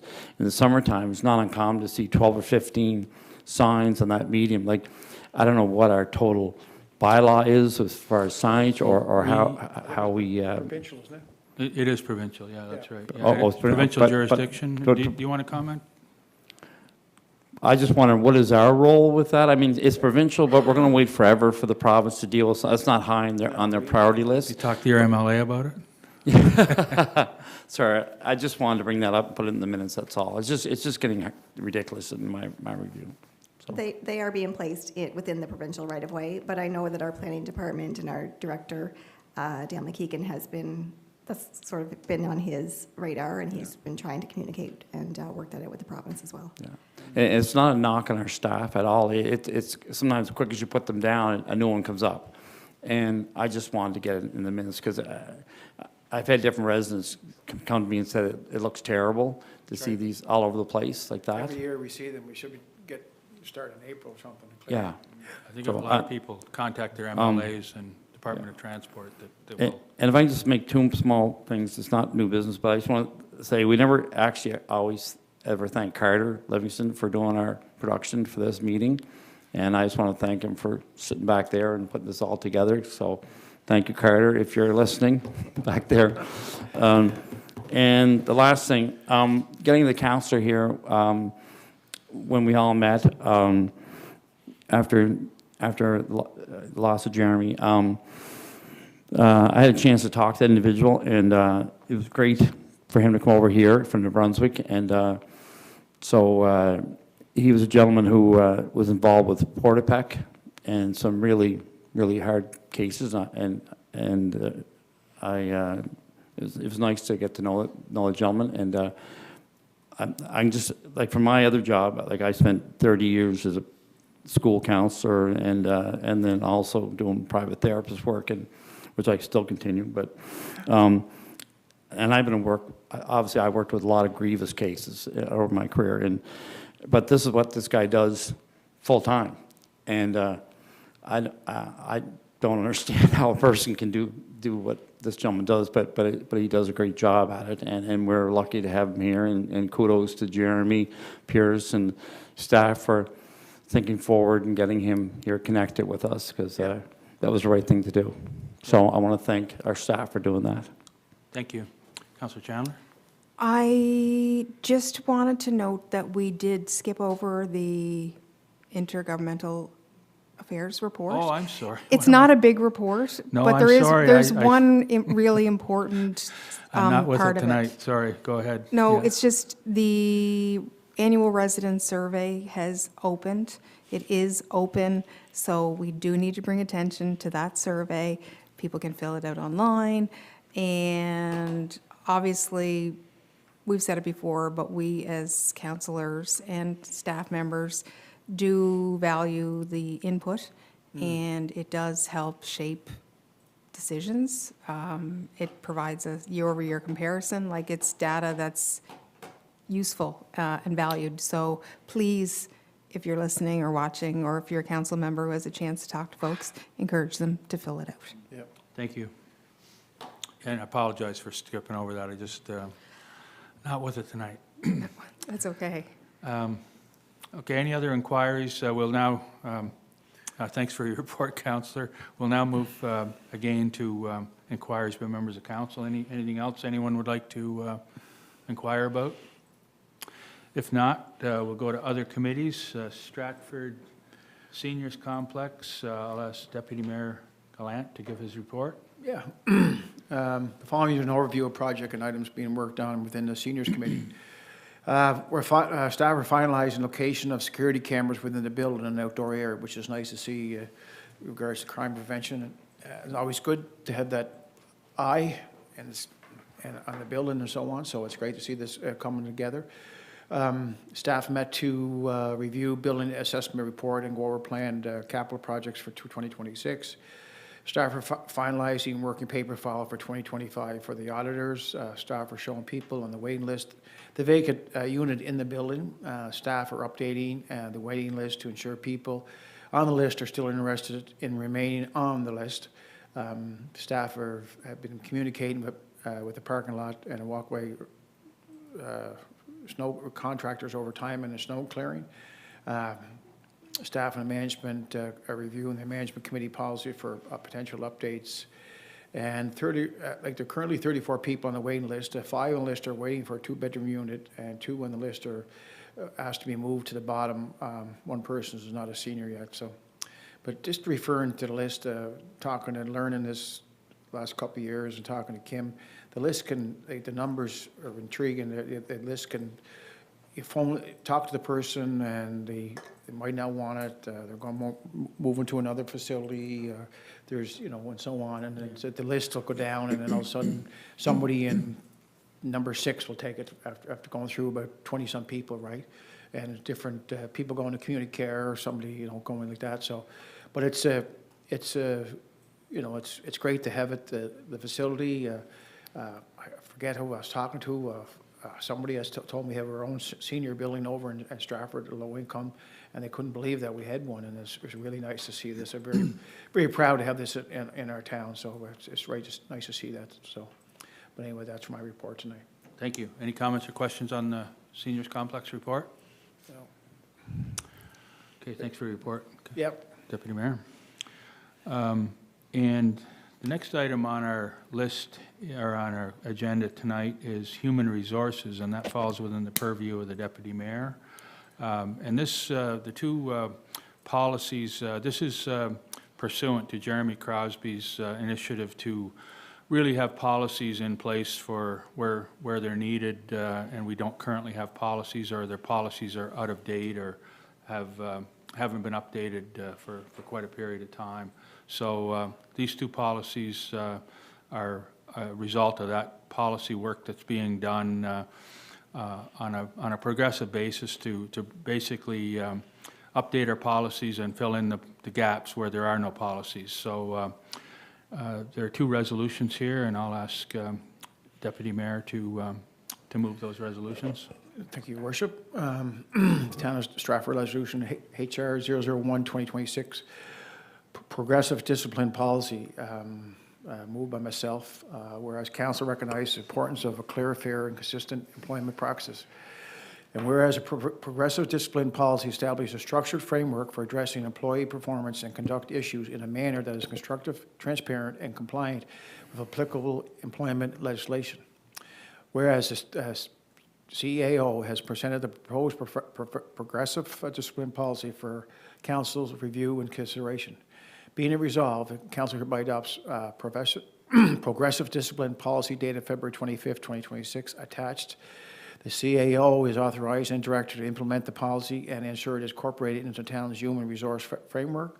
The Chief Administration Officer shall ensure the policy is communicated to all employees and included in the town's policy registry and ensure policy is implemented accordingly. This resolution bears the recommendation of the Human Resource Committee at a meeting held on February 25th, 2026. Okay, do I have a seconder? Oh, sorry, I think we got there first. Councillor Jackson. Okay, discussion? Any discussion? I'll call a question. Oh, sorry, go ahead. Maybe I gapped out, but did we miss the first resolution? This is the wellness reimbursement? This is the first, this is B. B, 18B. Yeah, The other one's 18C. HR 001, yeah. So the answer is yes, I did gap out. Okay, any other comments or questions or discussion? All those in favor? Aye. Anyone against? Motion carried. I didn't vote. Okay, resolution HR 002-2026, repeal and replacement of policy number 2007 HR 01, employee wellness fund policy. Moved by myself, whereas council adopted policy number 2007-HR-01, employee wellness fund policy on June 13th, 2007, revised it June 9th, 2008, and further revised it August 13th, 2014. And whereas council reviewed the existing policy in terms that the updates are required to reflect current operational practice and best practices. And whereas the revised policy will be presented to council for review and consideration. Being it resolved, policy number 2007-HR-01 titled Employee Wellness Policy is hereby repealed in its entirety effective March 11, 2026. The attached new policy number HR 002-2026 titled Employee Active Wellness Reimbursement Policy is hereby adopted and shall replace the former policy. The CAO shall ensure the policies communicate to all employees and included in the town's policy registry and ensure the revised policy is implemented accordingly. This resolution bears a recommendation of Human Resource Committee at a meeting held on February 25th, 2026. Okay, seconder? Councillor Cox, thank you. Discussion? All those, I'll call for the question then. Where does it go? Like Jeremy, you're quite familiar. We're gone from June 13th, 2007, and January revised. Now we're here, or August 13th, now March, right? 11th? Yeah, it was revised in 2014, yeah. In 2008. Yeah. Yeah, just a wellness, what's that, like, tell me, the wellness committee? It promotes physical, Mental health. mental health, well-being for all Yeah. our staff, encourages staff to be active, whether getting a gym membership, participating in yoga classes or Pilates, whatever it may be, golf memberships, that sort of thing. It just encourages staff to be mindful of their own personal well-being, and in consideration that many of us are sitting in chairs or behind desks for a lot of the periods of time, and it's important that we replenish our well-being mentally and physically throughout the course of the year as well. So it's a great incentive for many municipalities to encourage employees to work at different locations, but also to look after themselves as well. Okay. It's consistent with some other municipalities that I'm aware of, as Yeah. well as the provincial government and I think even the federal government. So as Jeremy mentioned, it's a great way to assist staff in maintaining mental and physical well-being, and they contribute a lot to the town on a day-to-day basis. So this is a way for us to, as a town, to give back a little bit to them. Any other comments or questions? Okay, I'll call for the question. All those in favor? Aye. Anyone against? Motion carried. Okay, no appointments to committees, no proclamations. Any other business anyone would like to bring to the table? Councillor Jackson. Yeah. Thank you, Worship. I guess it's no secret to anybody around the table that I have had some strong feelings around taxation, planning, a few different things. And just the last few weeks have kind of made me think a lot about where I kind of laid out what I expected of myself in this role, what I would deliver for residents in my area. And to be honest, I don't feel like I've done that. I think with Jeremy's passing, I know I mentioned to Councillor Chandler, just some of the things, like it's, you kind of take stock of where you're at. I'm 48, wanted to do a lot of things, have been frustrated during this 3.5 years so far. So, you know, after thinking a lot, I have a letter I'd like to read out to you here. I'm promoting myself to resident again. There may be a couple touchy points in here, but I just want you to hear me out. So if you'll indulge me for a minute. Okay, so dear Mayor and Council, I'm writing to formally resign my position as councillor for Ward 3 T Hill, effective immediately. Serving the residents of Stratford has been one of the most meaningful experiences of my life. I'm grateful for the trust placed in me and for the collaboration of council, staff, and community partners. It has been an honor to contribute to our growing community. Although this decision was not easy, I believe it's the right step for me at this time. So I'm immensely proud of to have been part of discussions and planning for the new ladder truck for Crossroads, installation of watch cameras in high traffic areas, and the development of the new recreation park in Clearview. But beyond these, I've been disappointed clearly with the lack of progress in some areas.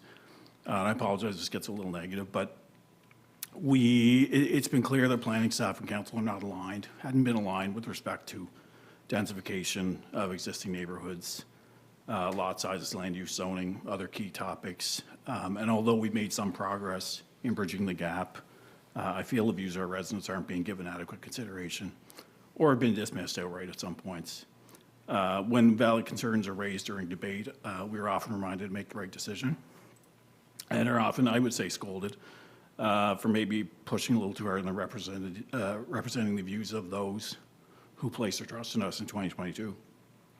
So if we're not permitted to vote in accordance with the views of our residents, we're not executing our roles as intended. So lastly, as finance chair and councillor for Ward 3, I can't support in good conscience any increase in property taxes. When so many of our residents are already struggling with rapidly increasing electricity, gasoline, home heating, grocery, and housing costs.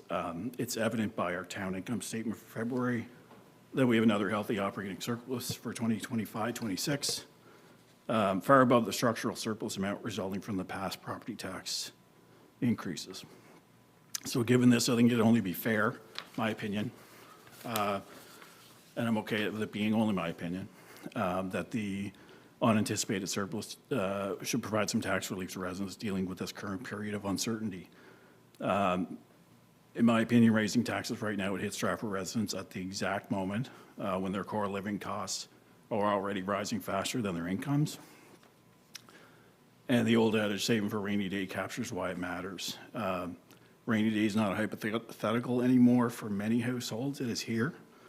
The financial buffer that residents once relied on is thinned, and any additional mandatory cost pushes people closer to the edge. So in short, many Stratford residents are already on the rainy day, and raising property taxes now would take away their umbrella. So that said, I've enjoyed the last 3.5 years almost. I do wish you all the best of luck, and I hope my sentiments will be received in a respectful and honest manner. And I don't want to debate anything. I just want to be heard. And thank you all. Thank you, Councillor, and I'm really sorry to... I do have a copy for you, Your Worship, and for the CIO for filing with municipal affairs. Thank you, thank you. I'm really sorry for to hear that because I've really valued your input and your approaches, and I'm sorry that It's okay. you feel the way you do, but I understand completely, and I think that's an honorable approach to disagreeing with the direction and some of the decisions that are made. So I respect you as a person, as an individual, as a councillor, and you've worked hard. You've done a lot of good work, and I wish you all the best as well. So thank you very much. Okay, any other business anyone would like to bring to the table? If not, I'll call for a motion for adjournment. Thank you. We're now adjourned. Thank you.